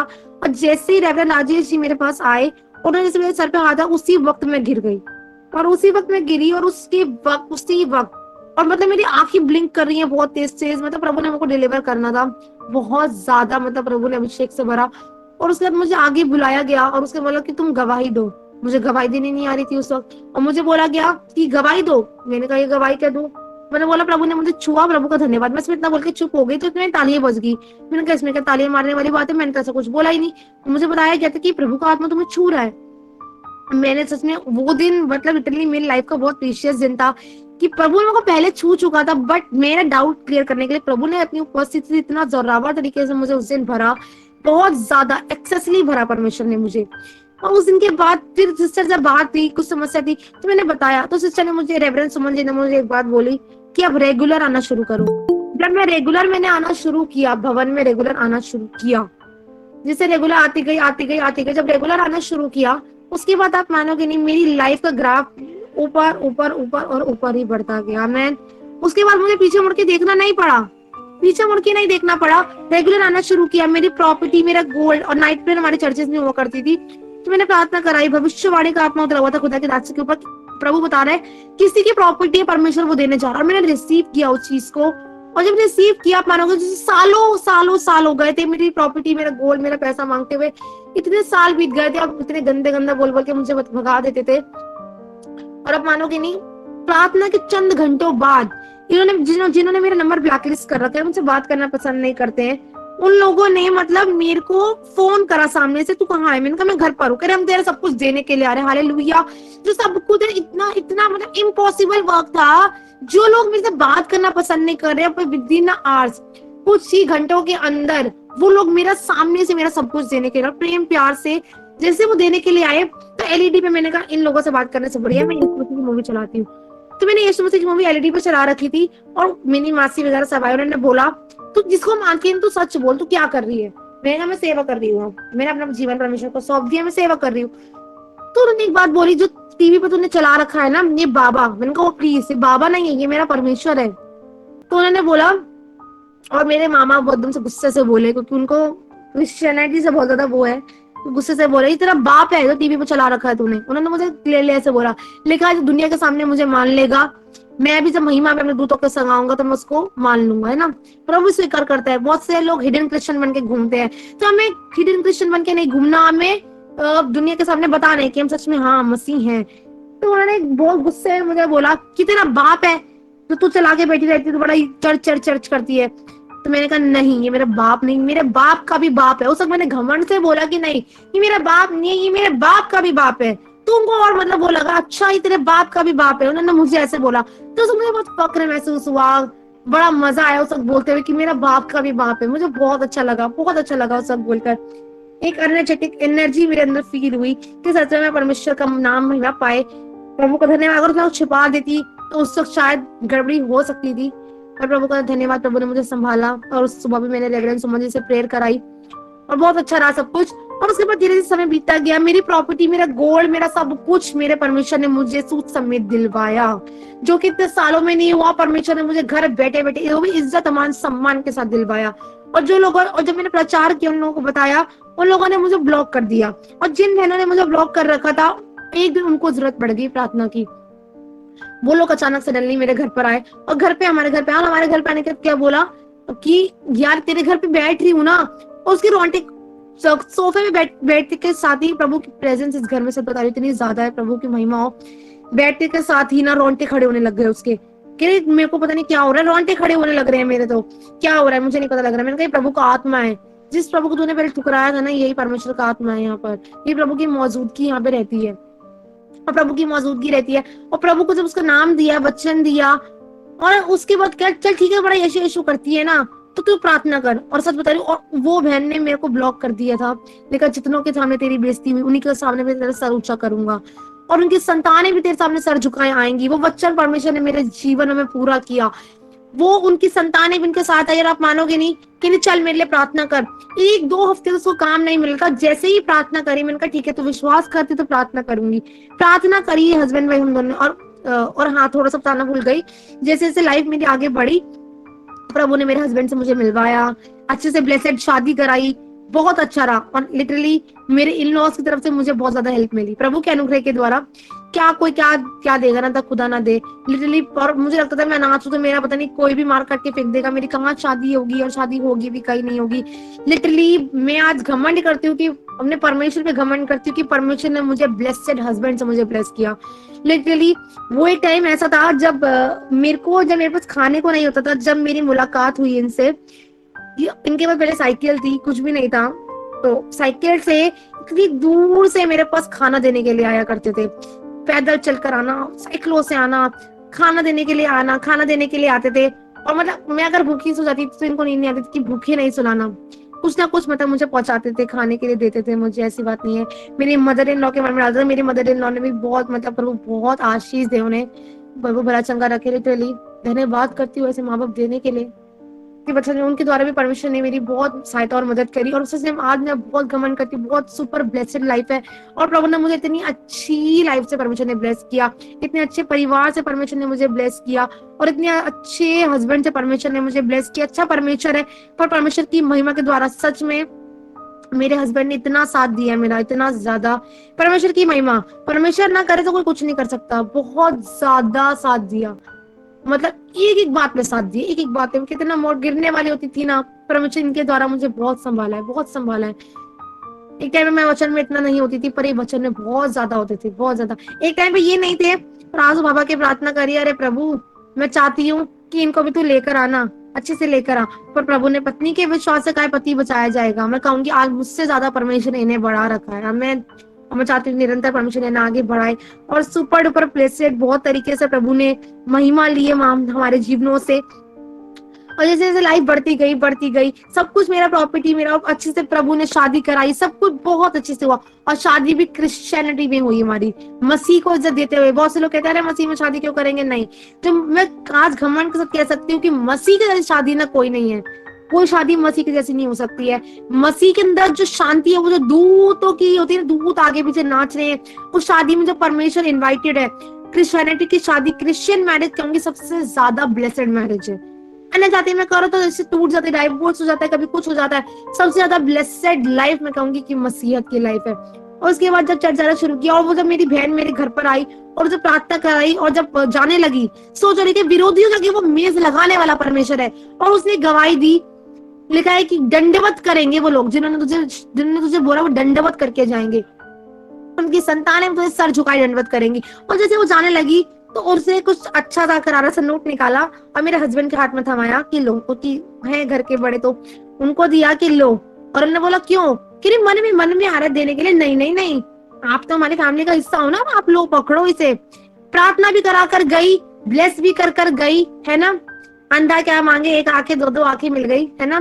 ब्लेस भी करा कर गई, ब्लेस भी करके गई। और जब वो घबार जाने लगी उनके बच्चे पाँव छूने लगे और हमने मना किया कि नहीं, आप प्लीज चीज डिस्टर्बेंस का गंदा आत्मा में यीशु के नाम से बाइंड करके रिव्यू करते हैं। तो जीसस जब वो आई घर पे तो उनके बच्चे सर झुकाए गए, सच बता रही हूँ, दंडवत करके गए। और हमने मना किया, हमने पैर नहीं छुआते, सॉरी, मसीहत में पैर छूना मना है, हम नहीं छुआते। और वो जब घर गई, घर की जो चौखट बनी होती है वो ऐसे से मंदिर को करते ऐसे कर गई और उसने गवाही दी, सच में ना तुम्हारा घर ना घर नहीं मेरे लिए मंदिर है। आमीन। उसने गवाही दी कि तुम्हारा घर नहीं मेरे लिए मंदिर है। और जब उस घर में उसने एंटर किया तो उसने बोला अरे भैया मुझे तो बहुत अच्छा फील हो रहा है। और जब उसके अगले दिन ही शाम को उसका मैसेज आया, अरे गुंजन जब तुमने प्रार्थना करी ना, सच बता रही हूँ, जब तुम लोगों ने मिलकर प्रार्थना करी 30-35 हजार से ऊपर का काम उसको एक दिन का मिला। जो प्रार्थना इतने हफ्तों से उसको नहीं मिल रहा था, ठप पड़ा था और 24 घंटे भी पूरे नहीं हुए थे, उसको परमेश्वर ने बढ़िया से बढ़िया काम दिलवाया। सोचो, जो हो नहीं सकता है, विरोधियों के आगे परमेश्वर मेज लगाने वाला परमेश्वर है। उसके बाद जैसे धीरे धीरे समय बीता, अपने घर वालों को नाम देना शुरू किया, बताया यीशु मसीह के बारे में, उन लोगों ने भी विश्वास करना शुरू किया। हालांकि सारे लोग नहीं है पर धीरे धीरे लाइन में है। देखा, तू विश्वास कर, तू और तेरा घराना उद्धार पाएगा, है ना। तो बहुत सारे लोग विश्वास में आए, अच्छे से विश्वास किया, प्रार्थना कराई, भवन तक में भी आए लोग और अच्छे से विश्वास किया, बताया उनको यीशु मसीह के बारे में, ऐसे से होता है, काम होता है, पापों की क्षमा। मुझे बड़ी बात बताई कि पाप क्षमा हो जाते हैं यीशु मसीह के नाम से। तो उन्होंने बोला भाई तेरा घर तो हमारे लिए मंदिर है भैया। और उन्होंने गवाही कह दी, गुंजन यू आर चेंज्ड, तुझे हो क्या गया, तू पहले ऐसी नहीं थी, तू कहाँ पे यार कर नाचती थी, गाती थी, स्कूटियों पे घूमना, आवारागर्दी करना, मतलब बहुत सारी बातें उसने बोली। मतलब तू वो वाली गुंजन नहीं रही है। लेकिन लोग तुम्हें छत में गीत गाते, कोई मुझको देखे न देखे पर मुझ में से प्रभु तुझे देखे, एकदम गीत भी गाते हैं। तो सच में उसने बोला कि सच में तू बहुत चेंज हो गई है, सच में तो बिल्कुल ही बदल चुकी हो। तो मुझे घमंड हुआ अपने यीशु मसीह पर, सच में परमेश्वर मैं नहीं है मेरी। और जब वो ये बात बोल रही थी मेरी आंखों में आंसू थे कि परमेश्वर सच में मैं नहीं हूँ प्रभु, ये तेरी महिमा है। एक टाइम कैसा था कि कोई थूकते थे लोग मेरे मुंह पर, कोई मुझे पसंद नहीं करता, अनाथ समझकर सब धक्का दे दिया करते थे। पर आज लोग प्रार्थना कराने के लिए सच में फोन कॉल्स करते हैं, प्रार्थना कराते हैं। सच कहाँ लिखा, दरिद्रों को घूरे पर से उठा के वो प्रजा के प्रधानों के संग बिठाता है। तो सच में ये वचन परमेश्वर ने मेरी लाइफ में पूरा किया और मेरे हस्बैंड की लाइफ में पूरा किया। मेरे हस्बैंड के अनल टाइम में जब अगुवाई हुई तो वो भी गवाही देंगे अपनी, उनका लाइफ कैसा था और लाइफ परमेश्वर ने कैसा बदला उनका, खुलकर वो गवाही देंगे अपनी, ठीक है। और उसकी वजह से लाइफ टाइम बीता गया और इतनी सुपर डुपर ब्लेसेड लाइफ हुई। गूगल मीट तो एक सपना हो गया था कि अरे ये मीटिंग वगैरह शुरू होंगी, कुछ होगा, नहीं। ये परमेश्वर की महिमा है, परमेश्वर को खड़ा करना था अपनी सेवकाई के लिए। रेगुलर जाना शुरू किया, संगत में शुरू किया, प्रार्थना में समय बिताने के लिए शुरू किया। परमेश्वर ने गूगल मीट की अगुवाई करी कि गूगल मीट में मीटिंग होनी चाहिए। तो सच में बहुत बहुत बहुत ज्यादा खुदा को महिमा मिले। और उसके बाद धीरे धीरे परमेश्वर ने, सब जानते हैं, क्लास में फिनिश करूंगी, टाइम समय ज्यादा हो रहा है। तो उसके बाद परमेश्वर ने हमें अच्छी बेटी से ब्लेस किया और डिलीवरी के बाद भी और डिलीवरी टाइम पर भी बहुत ज्यादा कॉम्प्लिकेशंस, आप सब जानते हैं, बहुत ज्यादा कॉम्प्लिकेशंस आए थे। तो मसीह में आते तो बल्ले बल्ले नहीं होती है हर बार, टेस्ट विदाउट टेस्ट टेस्टिमनी नहीं है। अगर घी चाहिए तो मलाई को भी करना पड़ेगा अच्छे से, फ्रीज में भी जाती है मलाई ठंडक देने के लिए ना, वापस निकालते हैं तो वही सेका भी लगेगा, उबलना भी पड़ेगा, सब होना पड़ता है ना।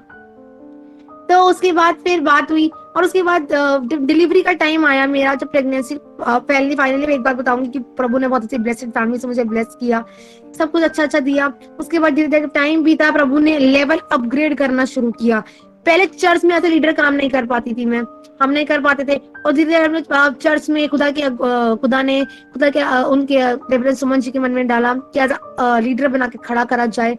धीरे धीरे लेवल बढ़ा, रेगुलर अपनी फेथफुलनेस दिखानी पड़ती है, बताना मांग रही हूँ, अपनी फेथफुलनेस दिखानी पड़ती है, बिना फेथफुलनेस दिखाए कोई काम, कोई मलाई नहीं मिलने वाली है, फेथफुलनेस दिखानी पड़ेगी। तो फेथफुलनेस दिखाई, खुदा के भवनों में जाना शुरू किया, तो उसके बाद परमेश्वर ने काम करना शुरू किया सच में। फिर गूगल मीट चालू हुआ, धीरे धीरे प्रभु ने लेवल बढ़ाने शुरू किया। और जब डिलीवरी का मेरा टाइम, तो सब जानते हैं, मैं बोल के खत्म करूंगी अब। जब डिलीवरी का टाइम आया, तो डिलीवरी टाइम में भी बहुत सारी कॉम्प्लिकेशंस आ गई थी। जब मेरा तीसरा थर्ड मंथ में बोलते कि बहुत उससे खाना पीना पड़ता है लड़की को, उस वक्त हमारा टेस्टिंग टाइम चल रहा था, कुछ खाने को नहीं था, कुछ पीने को नहीं था, बहुत ज्यादा समस्या बहुत ज्यादा खराब हो चुकी थी हमारी। और उसके बाद दूध, मतलब दूध नहीं है, कुछ नहीं है, और मेरे को वॉमिटिंग पे वॉमिटिंग हो रही थी, कुछ समझ नहीं आ रहा था करूँ तो करूँ क्या। और मतलब चर्च में से चटनी मिला करती थी, चटनी के साथ तक हमने रोटी खाई, चटनी के साथ चटनी, और एक ब्रेड पकौड़ा, वो दिन याद है, एक ब्रेड पकौड़ा मिला था, आधा आधा हमने खा लिया, आधा आधा हमने खा लिया ब्रेड पकौड़ा। मतलब टाइम निकाला, टाइम क्या निकाला, टेस्टिंग टाइम था, लेकिन विदाउट टेस्ट टेस्टिमनी नहीं है। परमेश्वर उस समय वचन से बहुत ज्यादा संभाला, बहुत ज्यादा संभाला। परीक्षा की घड़ी थी, जब वो परीक्षा का समय भी निकला, और फिर डिलीवरी तक, जब डिलीवरी का टाइम आया, जब स्टोरी तो हो गई, ग्लोरी का टाइम तारी परमेश्वर, लोग जब ग्लोरी स्टोरी खत्म हुई, स्टोरी क्या थी, वो टेस्टिंग टाइम था। जब टेस्टिंग टाइम खत्म हुआ, लोग हाथ, जब टेस्टिंग टाइम पास करा, लोग हाथ बढ़ाने के लिए पता खड़े हुए थे हमारे लिए, हमें हाथ बढ़ाने के लिए खड़े हुए थे। सच बता रही हूँ, जब वो टेस्टिंग टाइम को चुप करके साहब ने चुप लगा के, क्योंकि तीसरे महीने में ना घर में फ्रूट्स थे ना खाने को कुछ था, ऐसी हालत हो चुकी थी, क्योंकि टेस्टिंग टाइम हमारा चल रहा था, और डॉक्टर्स तक के द्वारा परमेश्वर ने मुझे फ्रूट्स वगैरह ब्लेस कराए थे। और मेरे सोचो इंजेक्शन लगना था प्रेगनेंसी में, उसके पहले मैंने कुछ खा नहीं रखा, 12 बज चुके, दोपहर के 12 बज गए, डॉक्टर कह रहे तुम्हारा हो गया, क्या हो गया तुम्हें, 12 बज गए, तुम्हें खाना खाना चाहिए, तुम खाना क्यों नहीं खा रहे हो। तो जैसे ही खाना, और खाना कैसे खाऊं, तो था ही नहीं कुछ खाने का, तो मैं खाती क्या। तो एक सेब और चीकू, दो चीजें थी। तो डॉक्टर से मतलब ब्लेस कराया, और उस वक्त मैंने खाया, उस वक्त खुद ने बोला तुम खाओ। और डॉक्टर को क्या बताती, खुदा का नाम मुझे खराब नहीं करना था, खुदा का नाम भी क्या होता, टेस्टिंग टाइम था हमारा। टेस्टिंग टाइम में हमने सफलता, प्रभु ने हमें जय दिलाया। और डिलीवरी टाइम भी बहुत कॉम्प्लिकेटेड हो चुका था, कोई हॉस्पिटल नहीं दिख रहा था, कोई कुछ नहीं दिख रहा था। और मेरा जब डिलीवरी टाइम आया, और मेरा सोचो सबसे बड़ी बात की मेरी डिलीवरी, सबको पता कि मेरी डिलीवरी गाड़ी में हुई है। सबसे बड़ी बात, मेरी डिलीवरी कोई हॉस्पिटल में कहीं नहीं हुई, मेरी डिलीवरी गाड़ी में हुई है। और माना जाता है कि गाड़ी में डिलीवरी होता है, बहुत ज्यादा कॉम्प्लिकेटेड माना जाता है। जाग रहे हैं सब, शक्लें देख के तो लग रहा है यूं बड़ा बोझ लग रहा है, प्रभु को समय देना बहुत बोझ लग रहा है। मलाई मिलेगी, बाद में मलाई मिलेगी, चिंता मत करो, मलाई प्रभु तैयार कर रहे हैं, लेकिन मसीह में किया गया परिश्रम व्यर्थ नहीं जाता है ना। मसीह में तो समय लगा के बैठे हो, प्रभु व्यर्थ नहीं जाने देगा, बड़ा रिवॉर्ड रख रहा है। मैं थाल तैयार हो रही है आप लोगों के लिए, परोसेगा प्रभु आपके सामने। तो जैसे ही डिलीवरी टाइम आया, और डिलीवरी टाइम के बाद क्या हुआ, उसके बाद समस्या, मतलब कहते हैं ना कि मतलब ना इधर देखो, इधर कुआं और इधर खाई, ऐसे लग रहा था बहुत ज्यादा। और डिलीवरी टाइम में भी जब जाने लगे, तो मेरे को जैसे उस दिन नहीं, मुझे प्रीचिंग का मौका मिला गया, जिस दिन मेरी डिलीवरी होनी थी उस दिन मुझे प्रीचिंग का मौका दिया। प्रीचिंग में मैं अच्छे से नहीं कर ही नहीं पाई, मौका ही चला गया। और रात से मेरी तबीयत खराब होना शुरू हुई, जब मैं गई, और पूरा दिन मतलब एक एक सेकंड मतलब परमेश्वर की महिमा के लिए था। जिस हॉस्पिटल में मुझे दिखाना था, जिस हॉस्पिटल में मुझे करना था, जाना था, दिखाना था, वहां पे मतलब एक बहन थी, उसकी जब डिलीवरी हुई, पर वो बहन नहीं रही, और उसका बच्चा पैदा हो गया, वो डॉक्टर्स की गलती की वजह से। छोटा बाबू तो हुआ, बट अब सोचो उस परिवार के ऊपर क्या बीत रही थी, कि वो खुशी बनाएगी गम, तो वो जानते हैं ना। तो इसी तरह से बस ऐसा हुआ, और उसके बाद हम वहां से निकले, और प्रभु की योजना थी कि मैं डिलीवरी उस हॉस्पिटल में ना हूँ, घर लेकर आए मुझे, घर पे भी मतलब ऐसी हालत हो गई थी, मुझे कंट्रोल नहीं होता, बस मुझे ले जाओ कहीं ना कहीं। और उसके बाद ओला गाड़ी में जब मुझे लेकर जा रहे हैं, तो ओला गाड़ी में, और लिटरली बता रही हूँ, जब मैं डिलीवरी टाइम चल रहा था, उसके बाद मेरे को डॉक्टर अपने तीसरा महीने पर शुरुआत में बोला था मेरा ब्लड ग्रुप है RH नेगेटिव, मेरा RH नेगेटिव है और खतरनाक ब्लड ग्रुप है और ऐसा ब्लड ग्रुप मिलता नहीं है कहीं पे आसानी से। और जब वो ब्लड ग्रुप के लिए बोला गया तो ब्लड ग्रुप मेरे पास तो था ही नहीं और डॉक्टर ने कहा भाई तुम अरेंज करके रखो ब्लड ग्रुप, कभी भी जरूरत पड़ सकती है। पर एक विश्वास था नहीं कोई जरूरत नहीं पड़ेगी, मैं कैंसिल करती हूँ। पूरी प्रेगनेंसी मैंने ब्लड की और मैंने ध्यान ही नहीं दिया कि मुझे ब्लड भी चढ़ेगा, कुछ ऐसा होगा, नो कुछ भी नहीं चढ़ा। और आप मानोगे नहीं, डिलीवरी हो गई मेरी गाड़ी में और रास्ते में जाते मेरा वाटर बैग फट गया। हॉस्पिटल की गेट पे पहुंचते पहुंचते मेरा वाटर बैग फट गया और मैं डिलीवरी और मांग रही थी प्रभु मेरे को तेरे दूध चाहिए, ये तो तू स्वयं आके मेरी डिलीवरी कर। तो वो सब मांगा, जैसा मांगा भैया वैसा ही मिलेगा। तो परमेश्वर ने मेरी स्वयं आके डिलीवरी करी। ओला गाड़ी में ना ओला वाला था ना मेरे फैमिली मेंबर्स मेरे साथ थे, सब डॉक्टर्स की हबड़ दबड़ में लग रहे थे। और आप मानोगे नहीं कि कोई भी मेरे साथ नहीं था और डिलीवरी में मैं अकेले लेती हूँ, बस यूं करके अकेले लेती हूँ। और डिलीवरी गाय में मेरी अलग से लगा किसी ने मेरे पेट पे हाथ रखा और नॉर्मली डिलीवरी हुई, पेनलेस नॉर्मल डिलीवरी से मेरे खुदावन ने मुझे ब्लेस किया। सारी महिमा प्रभु को मिले, सच में प्रभु हमारा बहुत महान है। और डिलीवरी के बाद मुझे लगा भैया खून की जरूरत तो पड़ेगी और वो सब मेरा ध्यान ही नहीं गया, सच बताऊं तो सच बता रही हूँ, बिल्कुल स्मूथली में डिलीवरी प्रभु ने कराई। और उसके बाद खून के लिए एक इतनी बूंद भी ना पानी की ना खून की, कोई भी बूंद, इतनी सी बूंद की पता जरूरत नहीं पड़ी। जितनी बहनें प्रेग्नेंट है उनके लिए मैं बोलना चाह रही हूँ, डरने की बात नहीं है, परमेश्वर जब हमारे साथ है ना हमें डरना नहीं है। यही बात मुझे पंप लगा लगा के लोगों ने कहा खुदा के अगुआ ने बहुत मेरा साथ दिया, बहुत प्रार्थनाओं में सपोर्ट दिया। और जिस दिन डिलीवरी हुई मेरे हस्बैंड ने बहुत ज्यादा साथ दिया। जैसे गिरने लग जाती थी तो मेरी नैया को उठाने के लिए हेल्पर के तौर पे रखा है, तब पंप लगाने के लिए ऑलवेज तैयार है ये, है ना, मुझे आगे बढ़ाने के लिए मेरे हस्बैंड परमेश्वर का, उसका मेरे हस्बैंड का बहुत बड़ा हाथ है सच में कि परमेश्वर इनके द्वारा मुझे बहुत उठाता है, बहुत उठाता है, बहुत गाइड करता है। तो उसके बाद जैसे डिलीवरी हुई और डिलीवरी होने के बाद खुदा के अगुए आ गए हॉस्पिटल में और मेरी बहुत डिमांड थी। मैंने कहा प्रभु मैं नहीं बोलूंगी तो अपने अगुओं को लेकर आ। और अगुए आए हॉस्पिटल में और एक एक चीज मेरी प्रार्थना से की गई। डिलीवरी के बाद डिलीवरी में रूम में आना जाना हर एक चीज में मोड़ मोड़ में मेरे लिए प्रार्थना की गई। कलीसिया ने लॉ लगा के प्रार्थना करना शुरू कर दिया मेरे लिए सीरियसली।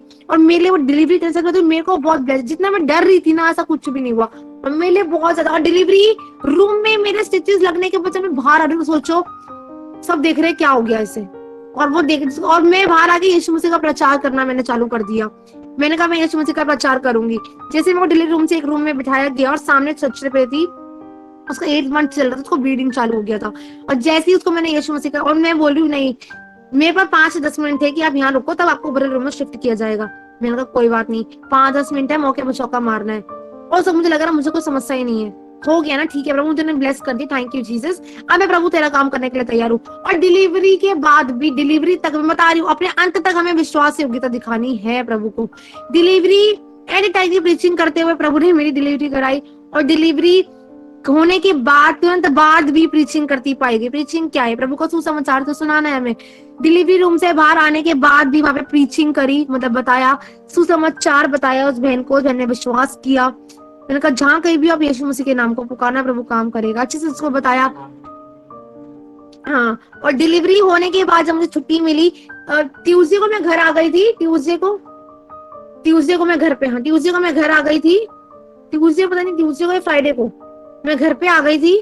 और संडे को मैं परमेश्वर के भवन में पाई गई थी। हालेलुया। ये बता रही हूँ कि बहुत से लोग बहाना मारते हैं, अरे आज तो कपड़े धोने हैं सिस्टर जी, आज तो काम करना है, आज इसने आना उसने आना, मैं हम नहीं आ सकते भवन। परीक्षा के टाइम भी भवन जाना नहीं छोड़ा। परीक्षा के टाइम बोने के लिए भी नहीं था, पर बोने के लिए वो 20 देता है और खाने के लिए भोजन देता है। हाँ 28 किलोमीटर। स्कूटी में पेट्रोल नहीं तो सोचा स्कूटी कैसे चलेगी, पर मैंने वो मेडिकल करके दिखाया।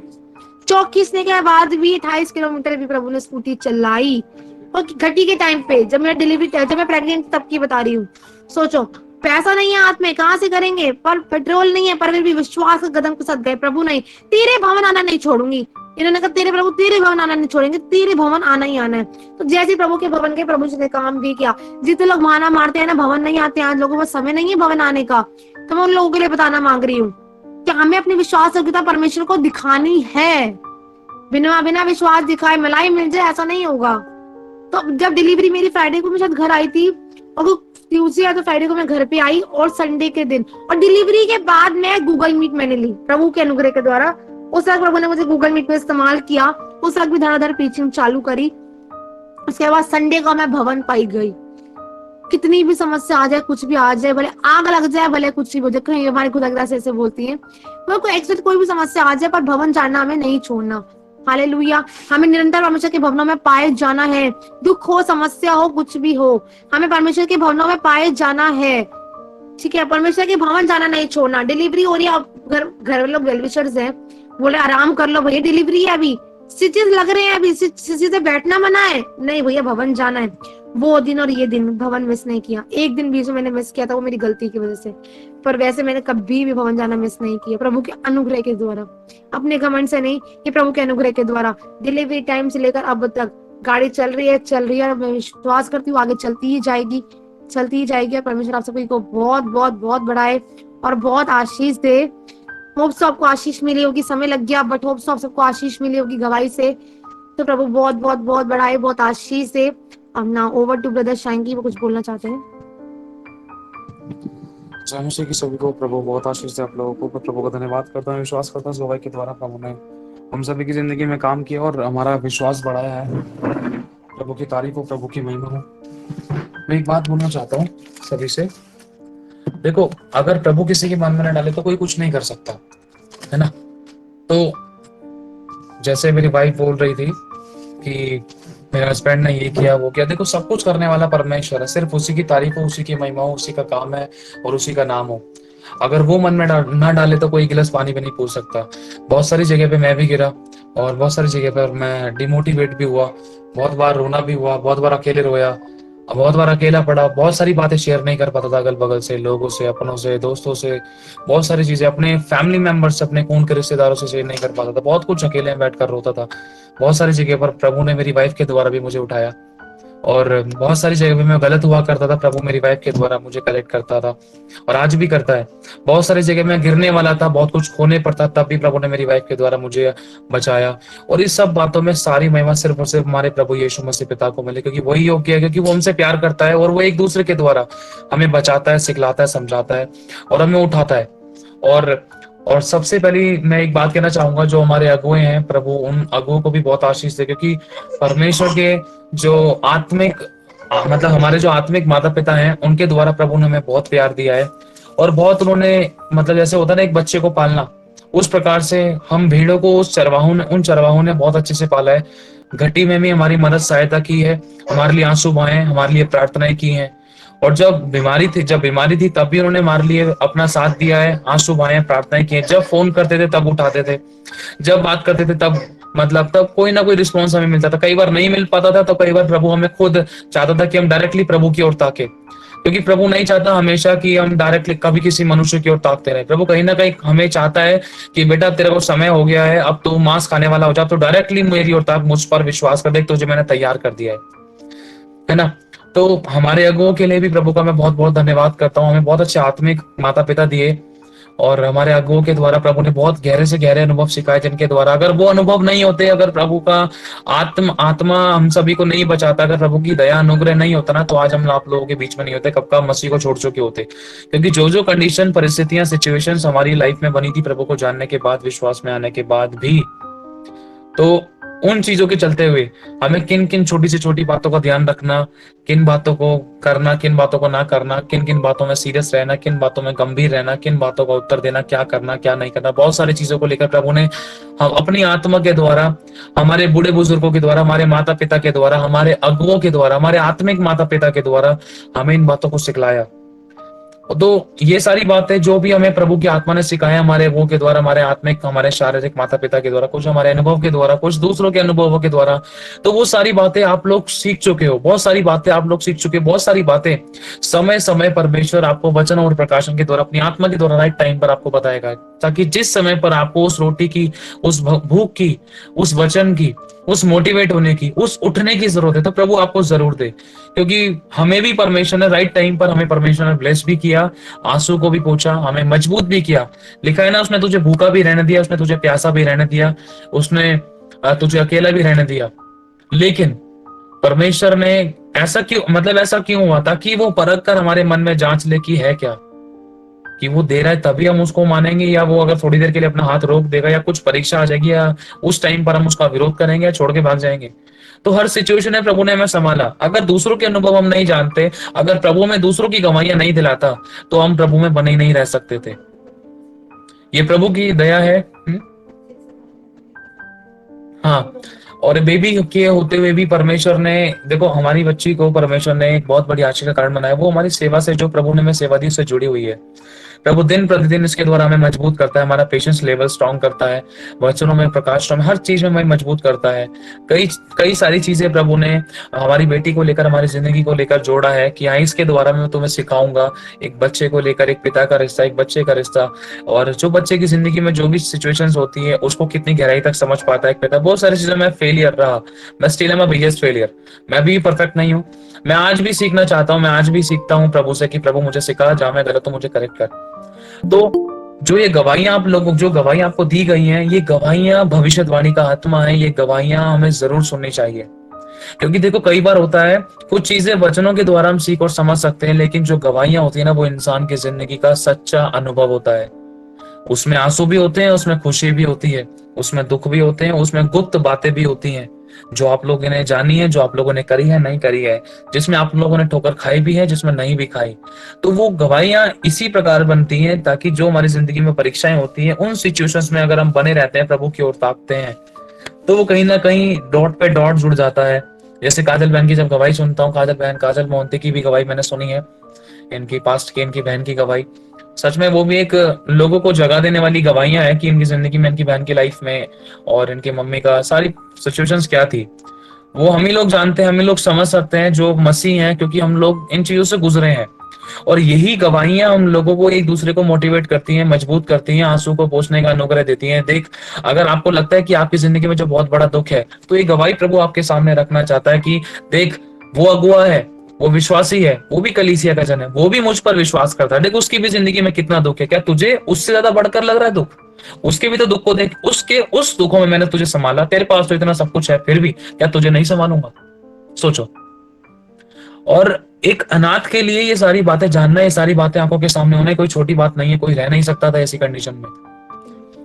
और आप लोगों ने मेरी वाइफ की दूसरी गवाही भी सुनी होगी, जिसमें मेरी वाइफ ने अपने पापों का अंगीकार किया है ना। वो वाली बातें इस बीच में भी शेयर नहीं की गई, लेकिन आप उन चीजों को जानते हैं ना, तो सच में बहुत सारे लोगों ने उस गवाहियों को सुना भी होगा। जिन लोगों ने नहीं सुना वो जरूर सुनना। और वो गवाहियां ऐसी थी कि सच में, जैसे होता ना खिलौना, एक छोटा सा खिलौना, मतलब बहुत सारी चीजें हैं बोलने के लिए, लेकिन प्रभु अनुग्रह दे, प्रभु के राइट टाइम पर सब कुछ प्रभु की इच्छा के अनुसार हो। लेकिन प्रभु कहीं ना कहीं हमें इन बातों को लेकर मजबूत करता है। सच में अगर प्रभु नहीं होता ना, तो कुछ भी नहीं बदल सकता था, कुछ भी ठीक नहीं हो सकता था। एक छोटी सी शॉर्ट में मैं एक बात बोलना चाहूंगा। मैंने छोटे से छोटा काम करने, आप लोगों को मेरी गवाही मालूम है, बहुत से लोगों को गवाही पता है मेरी, छोटे से छोटा काम किया है। कोई काम में मेरे बरकत नहीं थी, कोई काम में मेरे सफलता नहीं थी। मैंने चोरी भी की है, मैंने गलत और गंदे काम भी किए हैं, मैंने धोखे भी दिए हैं।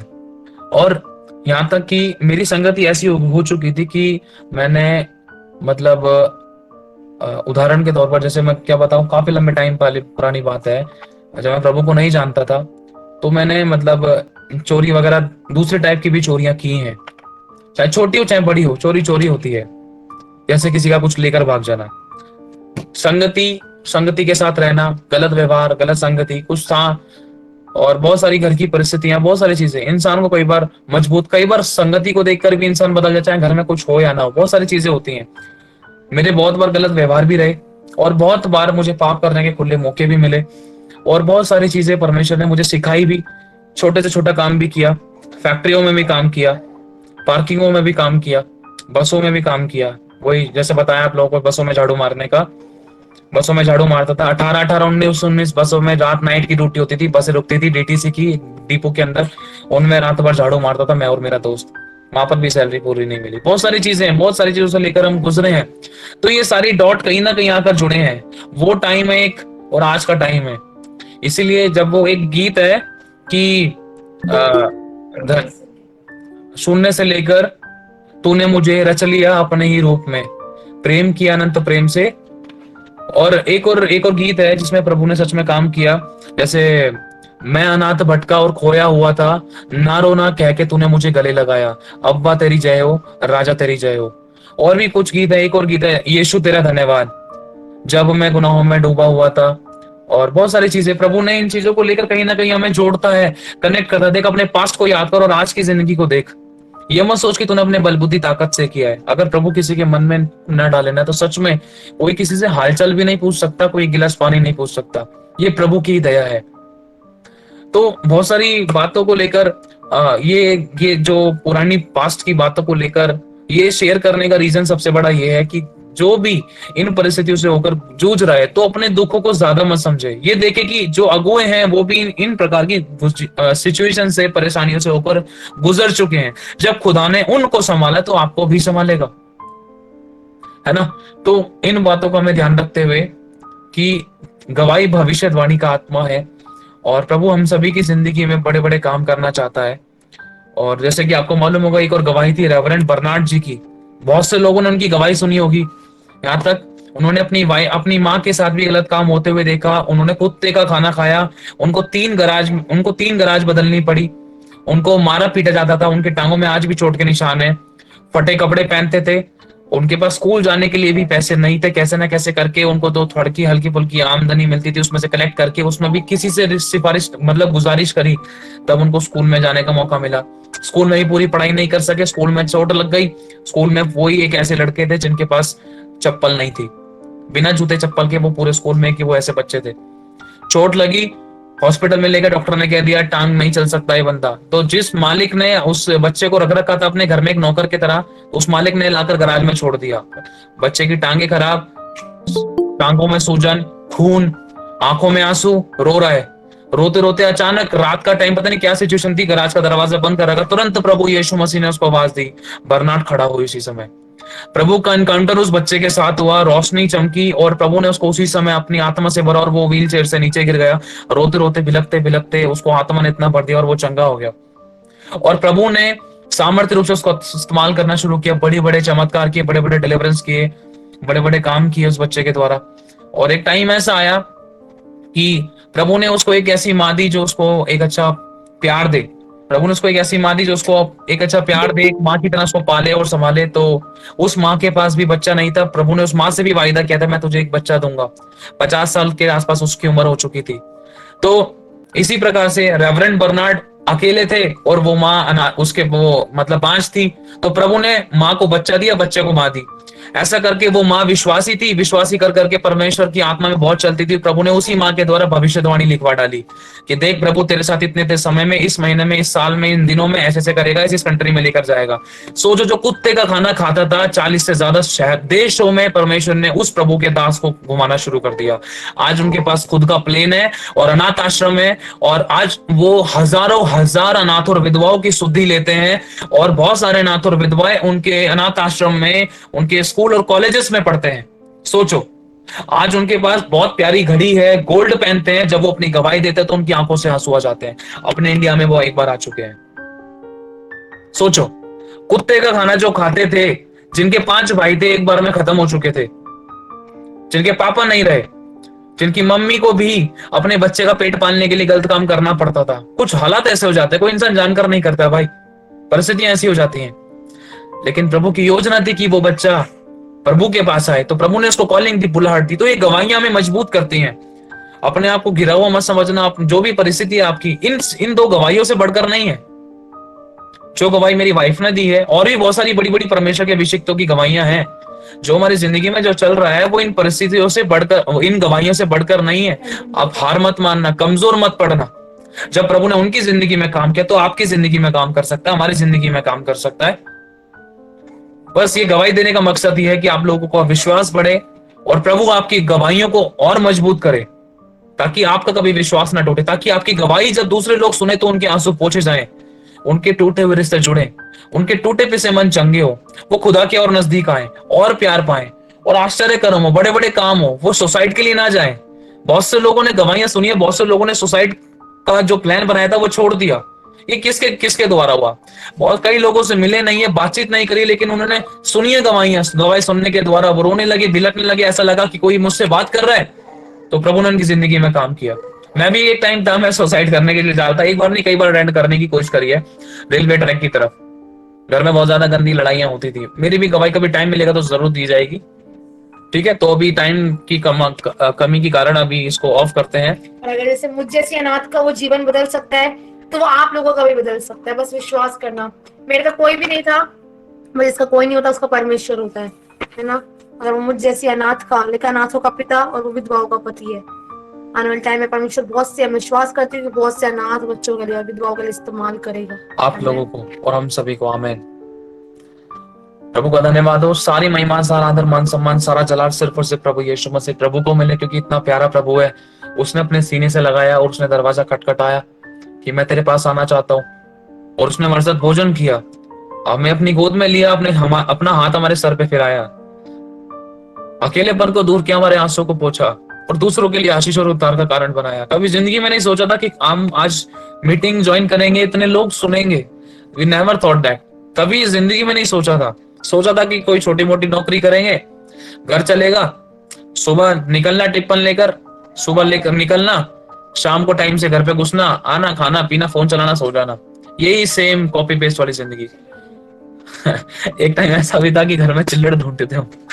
बेड के नीचे कुछ खुले सिक्के मिल जाए, हमें मालूम है। यही हमारी जिंदगी में भी ऐसे ही काम नहीं है, वरन औरों के, आप लोग, बहुत से लोगों की जिंदगी में ऐसी सिचुएशन हुई होंगी। लेकिन कमजोर मत पड़ना। प्रभु कहता है मत डर, मैं तेरे साथ हूँ। मैंने तेरा हाथ पकड़ रखा है। चाहे तूने छोड़ दिया था, चाहे लोगों ने छोड़ दिया था, मैंने नहीं छोड़ा है तुझे। मेरी बेटी, मेरे बेटे, मैं तुझे अनाथ ना छोड़ूंगा। मैं तेरे पास आता हूँ। दूध पिलाने वाली माँ तुझे छोड़ देगी, सब छोड़ देंगे, अगुए छोड़ देंगे, कोई भी छोड़ देगा, अपने छोड़ देंगे, हस्बैंड छोड़ देगा, वाइफ छोड़ देगी, कोई भी छोड़ देगा। जिस बच्चों को पाला है, एक टाइम में वो भी कह सकता है कि तूने मेरे लिए किया क्या है, लेकिन मैं नहीं छोड़ूंगा, मैं नहीं छोड़ूंगा। तो जैसे भी मेरे पास आएगी, जैसा भी तू मेरे पास आएगा, मैं तुझे ग्रहण करूंगा, मैं तुझे स्वीकार करूंगा। ये हमारे प्रभु का प्यार है। वो आज भी बाएं फैलाकर कहता है, यीशु बुलाता है, मेरे पास आ, मैं तुझे विश्राम दूंगा। अपना बोझ मुझे दे, क्योंकि मुझे तेरा ध्यान है। हालेलुया। एक छोटी सी प्रार्थना करते हैं, प्रभु की तारीफ हो। हालेलुया। प्रभु यीशु, अपने आप को, तेरे सभी बेटा और बेटियों को, मेरी पत्नी, मेरे बच्चों को, हमारे आत्मिक माता पिता, हमारे अगुओं को, हमारे शारीरिक माता पिता, प्रभु मेरी फैमिली के घराने वालों को, मेरे घराने वालों को, इन सभी तेरे बेटा और बेटियों को तेरे लहू के बारे में कवर करता हूँ। प्रभु परमेश्वर, ये तेरी ही दया है, क्योंकि प्रभु परमेश्वर एक एक सेकंड, एक एक शब्द, एक एक बात, एक एक व्यवहार, एक एक विचार, एक एक काम, प्रभु एक एक मनुष्य तेरी योजना में था, जिसके द्वारा प्रभु परमेश्वर हम तुझ तक पहुंचे, तुम्हें अपने पास खींच के लेकर आया। हम जानते हैं प्रभु, अगर हम अपने अगल बगल देखते हैं तो कोई इस मीटिंग में नहीं जुड़ा। अगर हम अपने अगल बगल देखते हैं तो हमारे घराने में से कौन तेरे पास आया। तूने हमें बुलाया प्रभु, इसलिए आज हम तेरे पास है। तूने हमें चुना है प्रभु परमेश्वर, संसार में से तूने हमें बुलाया है, तूने हमें नियुक्त किया है, और तूने नियुक्त किया है तो तूने हमारी महिमा भी की है। प्रभु हम तेरा धन्यवाद करते हैं, तेरी तारीफ हो, तेरी स्तुति, तेरी महिमा हो। प्रभु जो गवाहियां दी गई हैं, तेरा राज्य बढ़े प्रभु, लोगों के आंसू पोंछे जाए प्रभु, टूटने बिखरने से पहले प्रभु तेरे बच्चों को समेट लेना प्रभु, इनकी गवाहियों को मजबूत करना खुदा बाप। हे इब्राहिम, इसहाक और याकूब के परमेश्वर यहोवा, अनुग्रह कर, तेरे बच्चों पर दया की दृष्टि कर, इनकी जिंदगी, परिस्थिति और हालातों को ऐसा बदल दे, अन्य जाति क्यों कहने पाए कि तेरा परमेश्वर कहाँ रहा। कोई इन पर दोष क्यों लगाए प्रभु जब तू है, कोई इनके ऊपर उंगली क्यों उठाए जब तू है। प्रभु तू आशीष नहीं देगा, तू चंगाई नहीं देगा तो कौन देगा, तू आंसू नहीं पहुंचेगा तो कौन पहुंचेगा, तू दया नहीं करेगा तो प्रभु कौन करेगा, तू आशीषित नहीं करेगा तो कौन करेगा, तू सीने से नहीं लगाएगा तो कौन लगाएगा प्रभु, तू नहीं बुलाएगा तो कौन बुलाएगा, तू सोटे और लाठी नहीं चलाएगा तो कौन चलाएगा, तू डांट नहीं लगाएगा तो कौन लगाएगा।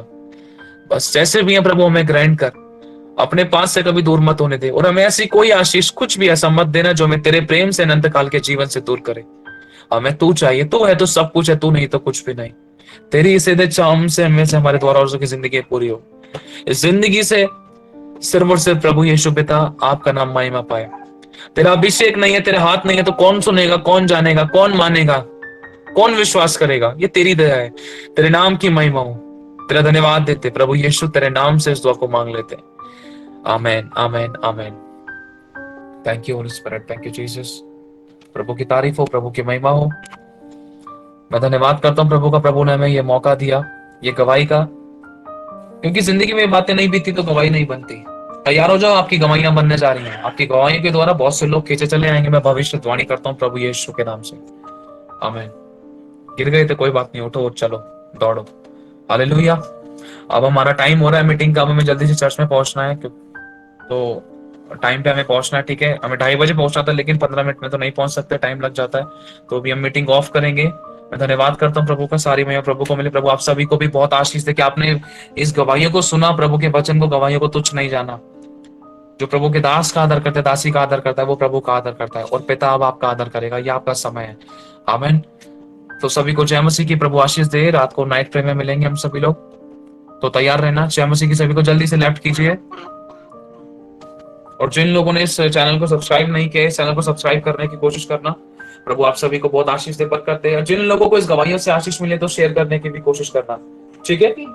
और फीडबैक देने की कोशिश करना, जो भी आप कहना चाहते हो इस विषय में, कुछ बताना चाहते हो, तो मेरी वाइफ के नंबर पर आप बता सकते हो, ठीक है। जय मसीह की। सभी को प्रभु बहुत आशीष दे, बहुत बरकत दे आप लोगों को। सारी महिमा प्रभु को। आमीन। जय मसीह की।